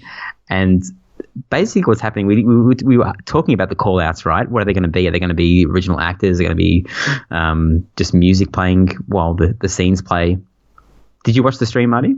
I watched a little bit of it. Okay. Basically, the scenes are being played out, but they couldn't use the original actor's voice, so they've hired sound-alikes to act out that scene, which is kind of weird. I'm not sure if that's been done before, because D&D animations, they're a bit more unique in the sense that they can kind of change the scene around. But, with this, they're almost playing the exact same scene where someone's having an argument, or they did that bit where Yondu is trying to find out who the buyer is for from the broker. And it's just people talking in a voice that is not the same voice as the original Yondu voice. No one was gagging for cash, Marty, enough. No one was gagging for cash. No, told you. So there's that scene which made me laugh so much because basically it's already been done on a couple of podcasts and the footage is out there, but basically the original scene, he kind of mumbles to make the person not be able to talk, and in this one he does the same thing, but he doesn't even use the same words. He says "abole bobo." I'm gonna put that as my ringtone because it made me laugh so much that if I have that as my ringtone, I'll be happy every time someone calls. Done. It's happening after the podcast while you're editing. And so you're saying that I believe Yondu does the super jackpot call out. Yeah, so Yondu is the main guy that kind of guides you through the game. Well, not Yondu, fake Yondu. And yes. It sounds a little bit like Yondu, but it just sounds like after he says everything, he says, boy, hit the right ram, boy. Come on, get that super jackpot, boy. That reminds me a bit of The Walking Dead redneck. The Walking Dead. So what's the call out from The Walking Dead? Well, hell, boy. I don't know why you find that funny. I don't know. I find all your accents funny. They're horrible. There's a Groot call out saying I am Groot. There's only one of them. But the weird thing is it's 24 or 25 seconds long. He just says I am Groot and it just keeps on going for 20 seconds. I'm guessing they use that so they can kind of like chop it up and have like different call outs based on maybe like how many jackpots you get. Like it gets longer and longer. I don't know. Half the call outs never make it into the final game. So this is just kind of what was approved by Marvel and who knows what is actually going to make it to the final game. People are getting their machines in the US. They're playing the pros. Some people love it. Some people want more. The advice that we give here on Head to Head is that, hey, if you want to buy a game, buy the game. We're not telling you what to do with your money. Exactly. But if you're unsure about it, then just wait because the Pro, the Premium, they're going to be available. The LE is going to be available. Like it's not going to sell out for a while. And the LE isn't anything crazy. There's no lasers shooting at the sides of the WWE armor. So, but there are a couple in Australia already. Is that right? Yeah, the time zone in Queensland have two of them. God damn, why don't we have that shit? I want to play games straight away. I've got no patience. So the time zones we have here, they just buy some crappy game like Avatars, and they have it there for 5 years. That Avatar has been there for 5 years. It's never been cleaned at the time zone that's the nearest to my house. What's at the time zone nearest to didn't you say you have one up close to your work? I have a time zone which is about 20 meters from my work, and they have got an AC/DC that's never been cleaned, a Batman Dark Knight that has also never been cleaned. I don't think the crane works anymore. It's a super Dark Knight. And they've got a Star Trek Pro, which is beaten to death. And that's probably I think probably Star Trek is probably in where we are, and I think even Sydney as well. I think Star Trek's probably the most recent machine that Time Zone's actually invested in, except for Gold Coast. And I think that because the Gold Coast that we were talking about before, Queensland, is Coolangatta and Surfers Paradise, the people that run those time zones they're real pinheads, so that's why they get those machines in. Well, not only that, I think the owner is a longtime friend of Gary Stern, so I think they actually order them direct and get them air freighted over. They don't actually have to go through AMD. Sure. And they actually bought the Batman Super LE and just put it on site, which is hilarious. When I was there a couple of months ago and I walked into this time zone at Coolangatta, I'd heard there was rumours that they had a Batman 66, and I walked up and realised it was the Super LE in a public location. That was bizarre. How awesome are the side decals? Yeah, I didn't care. I played it twice and then walked away. I thought it was really dull. It was before the Lyman goes. But it was pre-Lyman. I was very excited about this, and because it hadn't been in Australia, and I honestly did play it $2, two games, and just walked away thinking I'm okay. Talking about Lyman, yes, The Walking Dead. So everyone thought that the game was pretty much done. Everyone was pretty satisfied with it, even though, there's always some kind of teething little bugs and things here and there. But, if the game is 99% complete, people are happy. And we got a surprise update. We did. And from what I can tell, most of it is, scoring tweaks, I guess you'd say. Yeah, I think balancing. Like arena's worth more. Apparently, people. I'll admit, I really don't know much about Walking Dead. Like the nuances about the codes. I need to spend a lot more time with that game, or maybe I have to read a rule sheet, because I feel like I'm always on the same level of dumbness when I'm playing in that game, because there is a lot to it and there's a lot going on. There's a lot of strategy, and I don't feel like I know enough of it.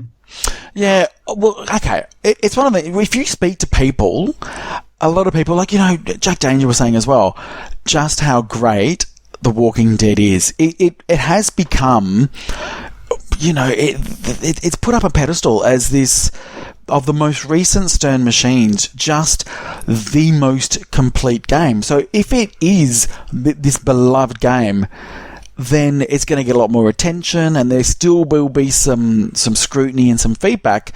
And obviously Lyman has taken all that feedback, and he probably plays it a lot himself, and he's just made some nice little tweaks. You know what I love about Walking Dead, and this is why I enjoy playing it. I know the rules are good, and I said I don't understand them fully yet, but it's mostly the sound. Like, it's something satisfying about certain games when you hit like a combo. I know combos in Walking Dead aren't worth that much; they're worth like 200,000 or something. But it's that sound that you get when you make a combo. It's like this really like dramatic, like dun dun. I'm like, yes, I made the combo, even though it doesn't mean anything. I don't know. I love this. I love the way it makes you feel. It makes you feel so intense when you get that perfect stack of like Bloodbath and a mode that you can really push, and a multi-ball like Well Walker or Prison. So apparently this just makes it that one little step better. Now, everyone's on a bit of a Lyman hype train at the moment because of what's happening with Batman and now Walking Dead, because in the Stern of the Union, they paved out all the code that they're going to be updating. And Walking Dead wasn't on there. No, that's right. So what's happened is is Lyman again working on this in his spare time, unpaid, or I don't know, because he's meant to be just working on Batman, right? Yeah, this is the kind of the rumor that's come to us, is that he's doing this in his spare time, and maybe a year on Batman 66, he's probably thinking, "Fuck me, I just need to have a break from this. I need I get it. I've got my vision. The coding's taking a while because of its whatever reason." He probably still needs to do something that is actually fun, and maybe these tweaks that he did for Walking Dead were the fun part. Or maybe he's actually, because if you look at them, they really are, it's score balancing and, increasing some jackpots, decreasing. Maybe he's just got a big list of everything that's got done and said, right, here, Joe Blow, you go and make these changes in the code, but these are my ideas. Oh, I don't think Lyman lets anyone else touch his Lyman codes. Know, but can you imagine if they stuffed it up and added like 40 times multipliers? Every time you hit the Well Walker, you increase the multiplier. I'm trying to make Batman 66 owners happy that he's doing this. There's some other stuff in there. You can now exit hordes. So I believe hordes is kind of like this endless mode if you keep on hitting the shots, but now you can kind of like cash out. I think someone's already done it. I think it was the Buffalo Pinball guys, but I didn't manage to catch that part of the stream. It's a tuna, yeah. Yeah. You know what's weird about Twitch? You can watch it, and if you miss a part, you can't go back until the stream has ended, right? Sure. Because they want you to watch live. Okay, yeah. I just missed it. Everyone's like, wow, that was so cool. And I was like, damn it. Okay, yeah. So this is an interesting post that I saw on Pinside from Cook71, who's also in Australia. And it's not going to happen, but I thought it was interesting. He said, Lyman needs to go freelance. Just hire game designers and artists as needed and implement his ideas, then outsource production to whoever. He would have a cult following of customers who would buy his every game. Now, it's a funny thought, because when people say Dialed In, they say it's a Pat Lawler game. When people say Twilight Zone, they say it's a Pat Lawler game. When people say Metallica, they usually say it's a Lyman game. They don't really say... They might say it's with John Borg, but, with Lyman. But it's usually the best part of the pin. People name the pin after that. So it's true. Lyman does have a cult following, and Cook71 also I was messaging during the week, and he said the only 3 pins you really need at the moment, like if you had Walking Dead, AC/DC, and Metallica, like those 3 pins are freaking amazing, right? Like you could have just those 3 in your collection, and it would tick so many boxes. You got the Steve Ritchie, like even though 2 of them are designed by Borg, the Metallica and Walking Dead are so different, but they're all designed and they're all very different. Lyman does have a cult following, and there are some people now that said, I'm out of Stern games, but I will buy Lyman's next game. So they're out of everything except Lyman. So the problem is if he goes freelance, then Stern don't have him exclusively. I know he's not going to go freelance, but I'm saying that would help raise his price, so to speak, and people would go to any new manufacturer and say, okay, I'm willing to buy a Highway pinball or a Deep Root pinball if Lyman is the guy coding it. So okay, so here we go. You ready? So yes. we all love pinball, don't we? We love pinball, yes. And we love playing pinball, and obviously you and I, we love talking about pinball, and we listen to pinball, we watch pinball. Let's just go real. Imagine, right? Visualize with me, Ryan, and listeners.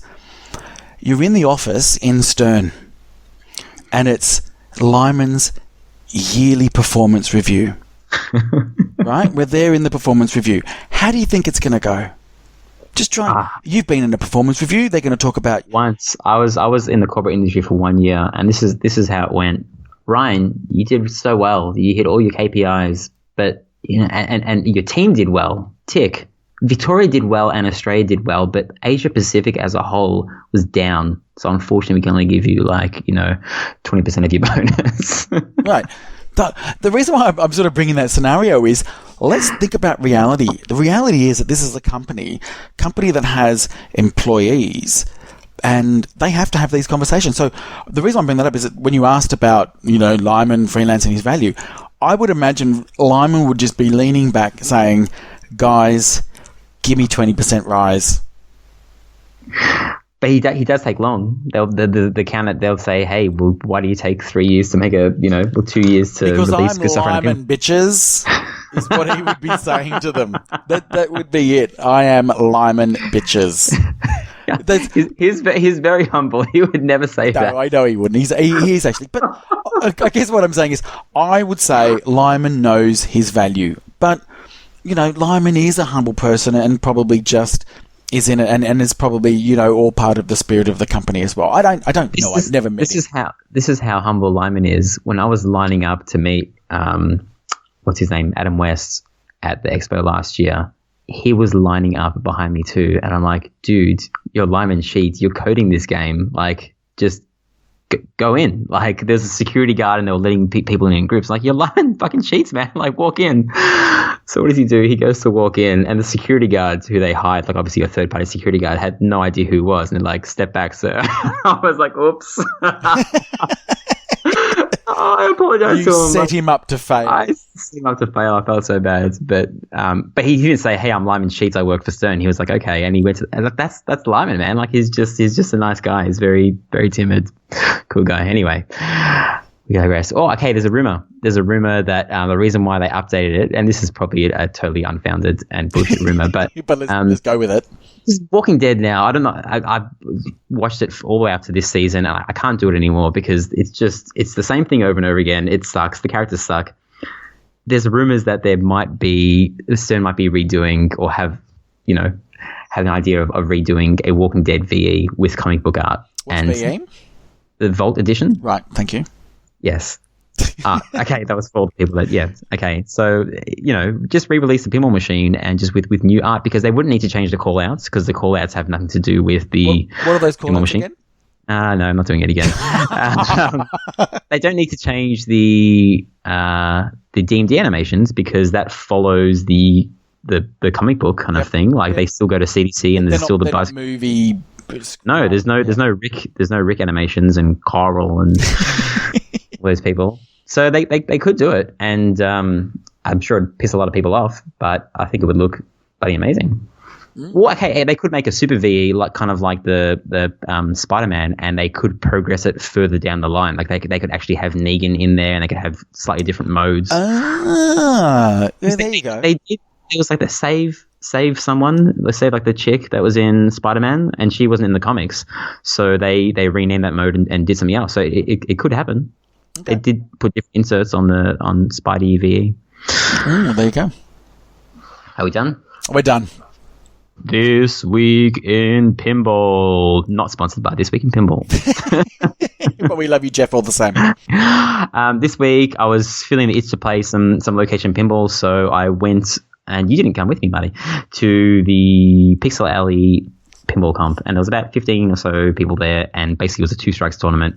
First game, it was on Wizard of Oz, and it was really weird because the first time I ever played Wizard of Oz in a competition format, and I was like, oh my god, what do I do? What do I go for? Because every time I play Wizard of Oz, I'm trying to get to somewhere over the rainbow or at least melt the witch, and that doesn't necessarily bring you the highest score. So it was very weird playing that. I had to change my mindset, and I had no idea what to do. Lost the first game, won the next 4 or so, and then managed to get a bye when it was down to the final 3.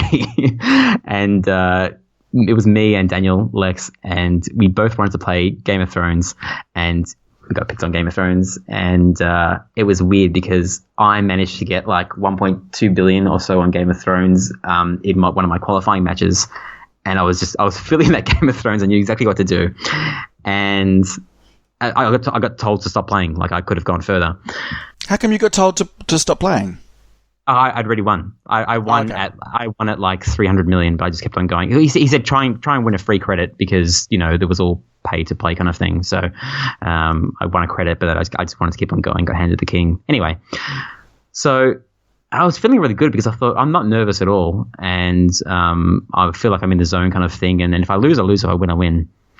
And then I started to play, and I don't know what happened. It's like I activated like my spidey senses or something, and I could hear every conversation that was going on in the room. And hey, it was like this the entire entire tournament. But all of a sudden, my ears became really sensitive to everything except the pinball machine. And I was like, what the fuck? Why can I hear like Luke talking to someone about the ACS changes? And I'm like, I'm not saying this to say like you guys should have not talked. It's just I wasn't connected to the pin anymore. Anyway. It was a very even game, so to speak, but ended up winning by about 20 million or 30 million. But I had an absolute brain fart. Steve Bowden, what did he call it? A brain fade or whatever it was. Brain drain. Brain drain. What I do on Game of Thrones is I short plunge, I bring it to the left flipper, and I go for pot shots on the lock, and that seems to work for me. The ball came down, like I had short plunge, the ball came down to the right flipper. I tried to trap up, it hit the flipper and went into the out lane. So the ball save insert was never on, right? Yep. So then I short plunged again, and I thought, the ball save thing hasn't gone on, so I've still got, like, it didn't qualify the playfield. Yes, it did. So I went for a pot shot on the lock targets again, and it drained, and I was waiting for my ball to come back, and it did. And I was like, oh my god. Anyway, so I came second in that, and yeah, that was fun though. I might go to Pixel Alley again because it's just around the corner for me. Yeah, Pixel Alley, that tournament there's good fun. It's very loud. Head match playing. Very loud in that room though, isn't it? Yeah. What was also there was, we forgot to talk about this a couple of weeks ago.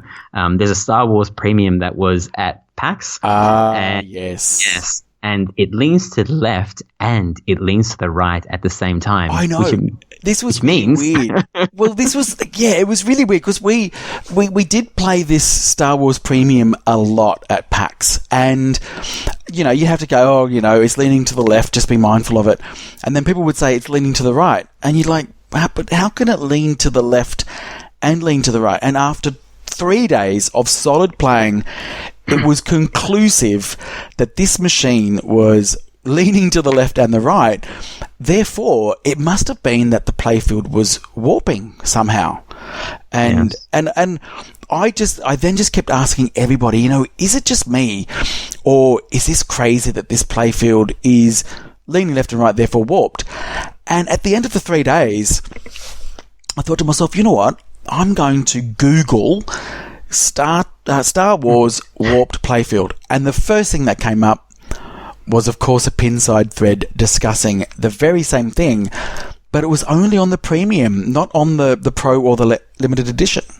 Yeah, I mean, when someone gets it and they discover it, they just go and get it replaced by Stern because you can't have a warp play field. But this is on site, so I don't think they care. If it makes money, it makes money. It doesn't make it that much worse, but I mean, if the ball bounces around slowly, like you're trying to nudge, it gets sucked into the outlane, so it's not fun.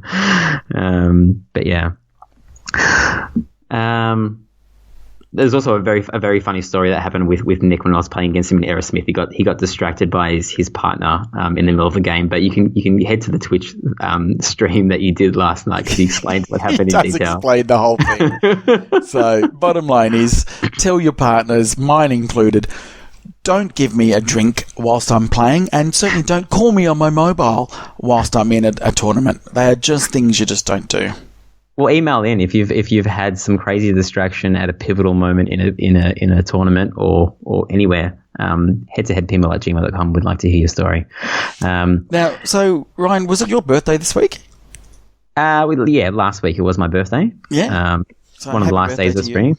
Thank you. Thank you for announcing it on the Facebook page without my permission.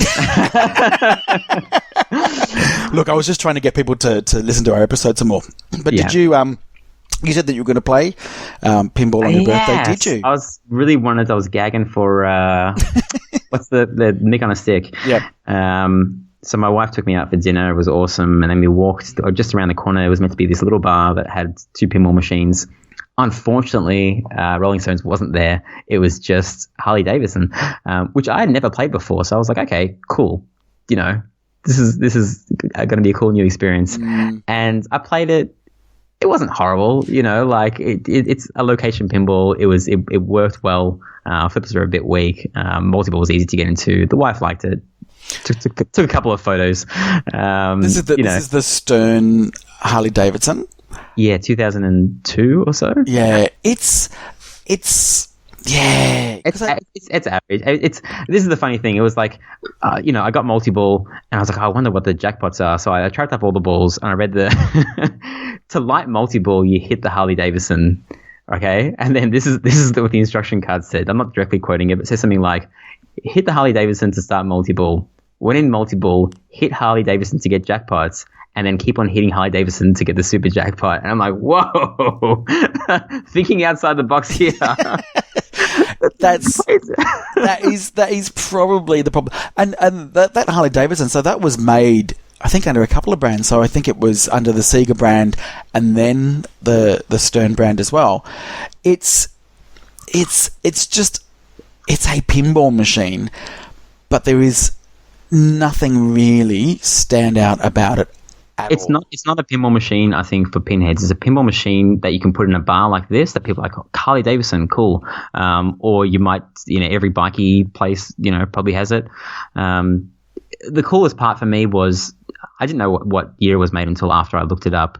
I managed to get a replay on it because the replay score was a little bit down. It was 120 million or so. And when the knocker sound went off, like everyone in this little bar looked over and I was like, yes, that's what the knocker is for. And now they've, through cost cutting and stuff, they've turned it into this superficial, weird, speak up. And the good news is Time Bandit, who we interviewed a couple of weeks ago, he has now made a Stern knocker kit because he loves knockers so much that I'll link it in the show notes, and you can now get a real knocker and stick it in your the machines that Stern took him out of. So thanks to him. We weren't satisfied there. I'll be finishing up soon. Sorry, this is a long This Week in Pinball for me. We walked across the road to another place that had an Addams Family. This cool little retro diner, and this was one of the worst condition Addams Family machines. Not cosmetically. Cosmetically, it looked okay, but there were things missing, like the left out lane, bar that stops the ball from skipping over, was non-existent. So the ball, if the ball went there, it just went straight into the out lane. The greed, the greed, the little blue circle thing. Yep. It was off center. So you could start greed multi-ball, but how do you get the jackpot? You hit it with the upper flipper. Every time it hit the lip of that circle, because it wasn't level, it sucked it in. So by the time you hit it with your flipper, it was in the wrong position. So it was absolutely impossible to get a jackpot. And and the right flipper wouldn't hold. So it was like no hold flipper on the right flipper. And I actually had more fun. I know this sounds stupid. I had more fun playing this busted Addams Family than I did Harley Davidson, because it was like a challenge to try and play this piece of shit machine, because I knew I knew what I need to do. I just couldn't do it. What else? I've been playing an insane amount of Dialed In. Absolutely insane amount. Like I cannot get sick of that game. I'm trying my hardest to get sick of it so I can say, hey, here's your machine back. I no longer need it. And is it playing a lot better than when you got it? My list of things that I've done is growing and growing and growing. And all I can think of in my head is that Dialed In is a freaking amazing game, and 90% of the people that play it are going to play a shit version of it. For example, when you hit a lock shot, right? And say it drops the ball, that side ramp shot, and that goes through the train station and jumps on your left flipper. Almost every single machine I've seen, it drops it on the tip of the left flipper. And after like 100 games, I was like, this can't be right. Like, it's a combo shot, and that ends the combo because you can't gain control of that. You have to hit it, otherwise it's going to drain. And when you hit it, it goes off the edge of the flipper and bounces to the right. So I moved. I felt like I was cheating doing this, but I moved the rail a little bit, and now it lands in the middle of the flipper. And when I hit it, it goes up the middle again. So you can literally just endlessly combo this machine. And my combo champ went up, twofold. And now it's just more fun to play the machine. I'm like, well, no one that puts this machine on side is going to do that. So I don't know. I hope people that play this machine play a good version and don't play one with the JJ Cliffies, because they're absolutely horrible. And still has some more tweaking to go. They still haven't sent that motor. So my QED guy still doesn't move, and I'm not sure if that makes the game easier or harder. Well, I really am keen to come back and play it, because I do want to love that game. I got Armageddon last night, and I know it took me a week to get there. I think you've been there before, Marty. I have. This game needs to be experienced in a dark room. I know when you come over, you might want to stream or something, but I'd like you to come over and just play it in a completely dark room, because, for example, Big Bang, when you get it, what happens? The screen says Big Bang and the lights flash. When you get it in a dark room, it flashes in a way like a star is blowing up, right? Like it kind of like goes from the center and kind of like explodes, and it gets brighter and brighter. Chaos in Quantum City, if you play that mode with lights on, you're not, like, nothing's happening. Like, it's because you've got lights that counteract the lights. When you're playing in a dark room, it is a real challenge, and it's that the fun of the mode is trying to keep your eye on the ball, because it's strobing like crazy, kind of like AFM strobe multi-ball. And the last thing is Armageddon is just this cool, crazy mode that's literally just 1 minute of pure fun. And I got it last night, and I couldn't sleep for 2 hours afterwards because I was just like buzzing from the pinball experience. Well, that's what pinball's meant to do, right? It is, and that's I always want to. If I ever stop enjoying that in pinball, then pinball's dead to me. I never want to be the kind of person that can break myself out of what the pinball machine is trying to make me feel. If the pinball machine wants me to be excited, I want to be in there, and I want to be excited with the pinball machine. That's my week in pinball. Awesome. It's getting into Christmas, so for me that actually means in my work I actually get busier than any other month of the year, and so I didn't get to stream on Wednesday, and I don't think I'm going to be able to stream this Wednesday either, but I might actually try for a stream tomorrow night, because The Sopranos, which you have so graciously loaned to me for the last couple of months, is going back to your place. Why is that, Marty? Because you and I, Ooh. We went halves in a game, didn't we? We did. So we're getting in my place a Game of Thrones Pro. We are getting in my place. Just say you're getting. I'm getting a Game of Thrones Pro. And I am very, very, very excited by it, because I've often said, like, I actually do really like the premium and the limited edition Game of Thrones, but I do much prefer the Pro, because I do prefer that fast pace. But, I'm actually saddened for Sopranos to go. I've mentioned this before. This Sopranos is mint. It is mint. And everybody that's come over to play this has absolutely loved it. And this week, I came so close, Ryan. How close, Marty? Okay. This is to the wizard mode. I tell you how close it was.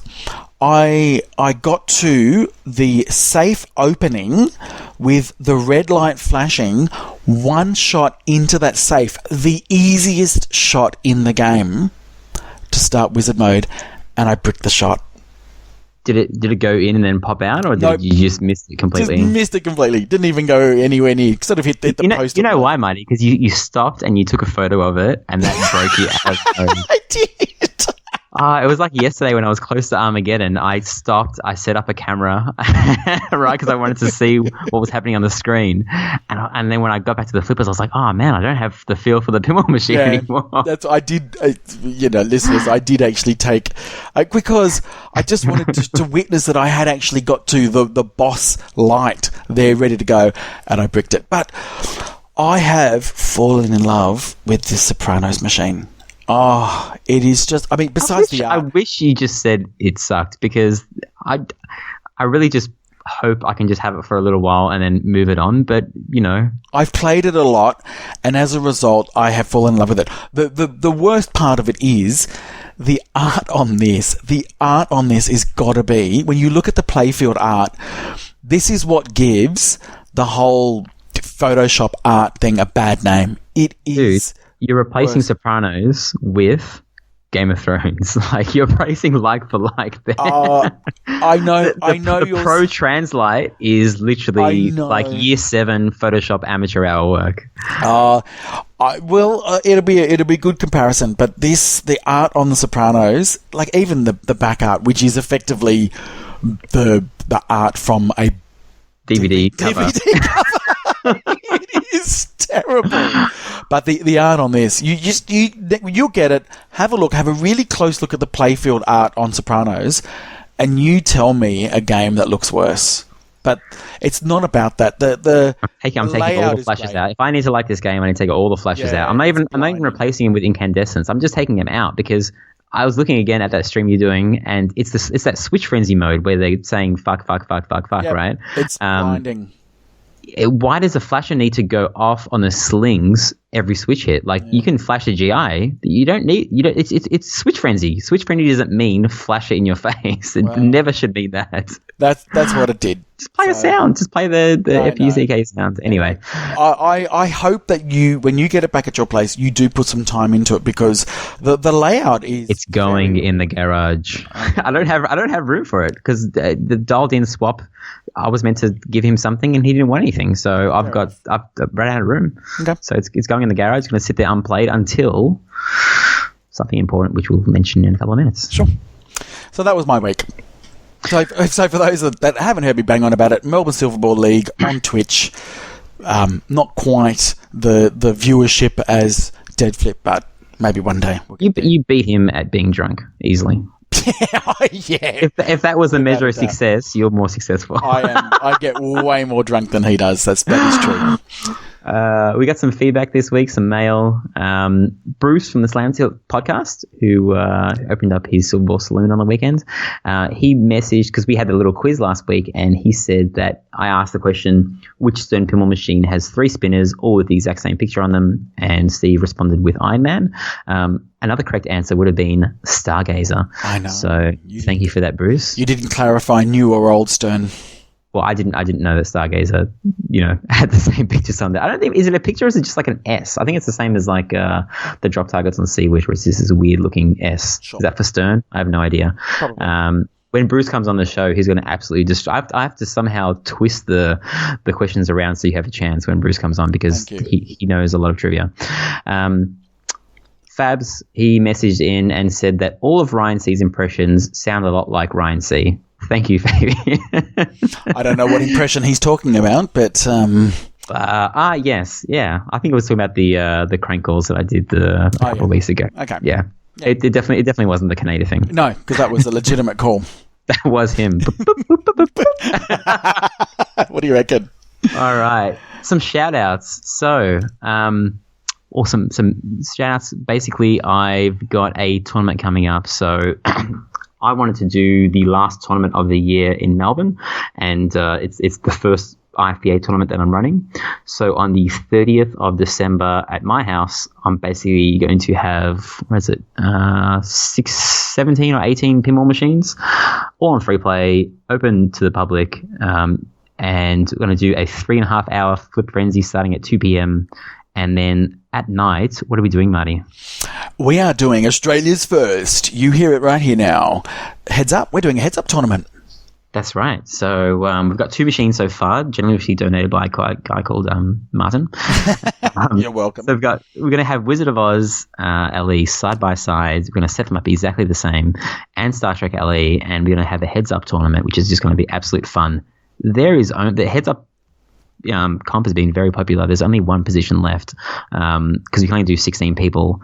If we get two more pinball machines, if someone wants to donate like a Metallica LE and maybe no one's going to donate a Tron LE. I don't know. The newer the machine, the better. Simpsons Pinball Party. Yeah. Sure. Or the Lord of the Rings, maybe. Just I don't possibly want a belly machine because they're so old that there's no way you can get them to play together. But the newer the better. Maybe an AC/DC Premium. That would be perfect. So yeah, the Heads Up comp is almost sold out. Like there's 1 or 2 more positions left. Flip Frenzy is about 5 or 6 positions left. If you want to come, if you're not part of the community and you're listening to this and you want to come, even if you don't enter the competition, from 5:30 onwards, it's going to be just people hanging out, drinking beer, eating pizza, and talking and playing pinball machines. So you can email us at head2headpinball@gmail.com. It's up on the IFPA website. It's called Chaos in Melbourne City. And a big shout out because I freaked out and realized I need trophies and cool stuff to give to people. So I contacted Ulek Store. It's ULEK. It stands for like engraving and something, but it's too long, so he just changed it to Ulek Store. I'll link it in the show notes. And I messaged him because I asked Chanel, I was like, we need to organize trophies because, as I said, I don't organize anything. And she managed to find these trophies on Pinside and linked me to the guy. I contacted him and I'm freaking out. I'm like, can you please provide these awesome trophies that light up and they're all customized LED lit trophies? Can you like ship them down like almost immediately, like make them and ship them in a couple of days? And he said, sure thing. So that was really awesome because I didn't want to kind of go for the generic trophy and I didn't want to make anything because I'm horrible at making stuff. So the Heads Up winner will receive a one-of-a-kind limited edition super sexy trophy thanks to Ulek Store. So awesome. Thanks for that. I'll be heading to Argonauts this week, Marty, on Thursday. You're going to see you there for the comp?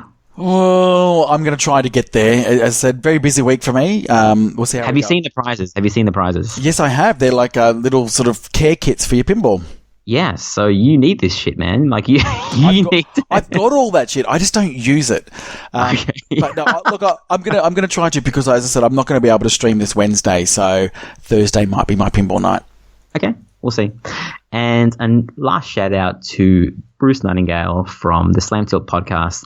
If you are in the US, I know the US is a really small place, so everyone can head down to the Silver Ball Saloon in Rochester. Yes. We'll link the Silver Ball Saloon Facebook page on our show notes. It looks like an awesome place. I've been looking at all the photos, pinball machines, darts, food, and the biggest attraction of the whole place is Bruce Nightingale.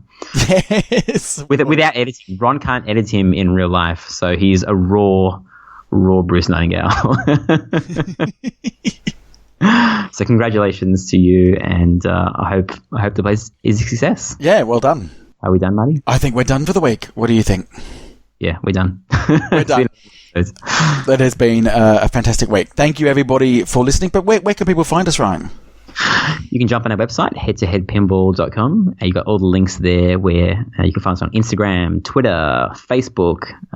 Subscribe to us on iTunes or any podcatcher that you have, and it will automatically download the episode for you. So every week you can listen to 2 hours nonstop pinball action. And people have speculated, are we going on break, Marty? We haven't actually discussed it. Are we going to keep on powering through the Christmas season? Absolutely. Let's do it. Yeah, for sure. But you never know. You never know. This time next week, you may actually be speaking to me from the other side of the world. Do you actually want to do that on your holiday, or do you want me to? Do you want it's to not a holiday? I'm going for work. Okay, so that'll be your break from work then. Correct. Okay, let's do it. We'll see how we go. Okay, mate. Have a great week, everyone. See ya. Bye.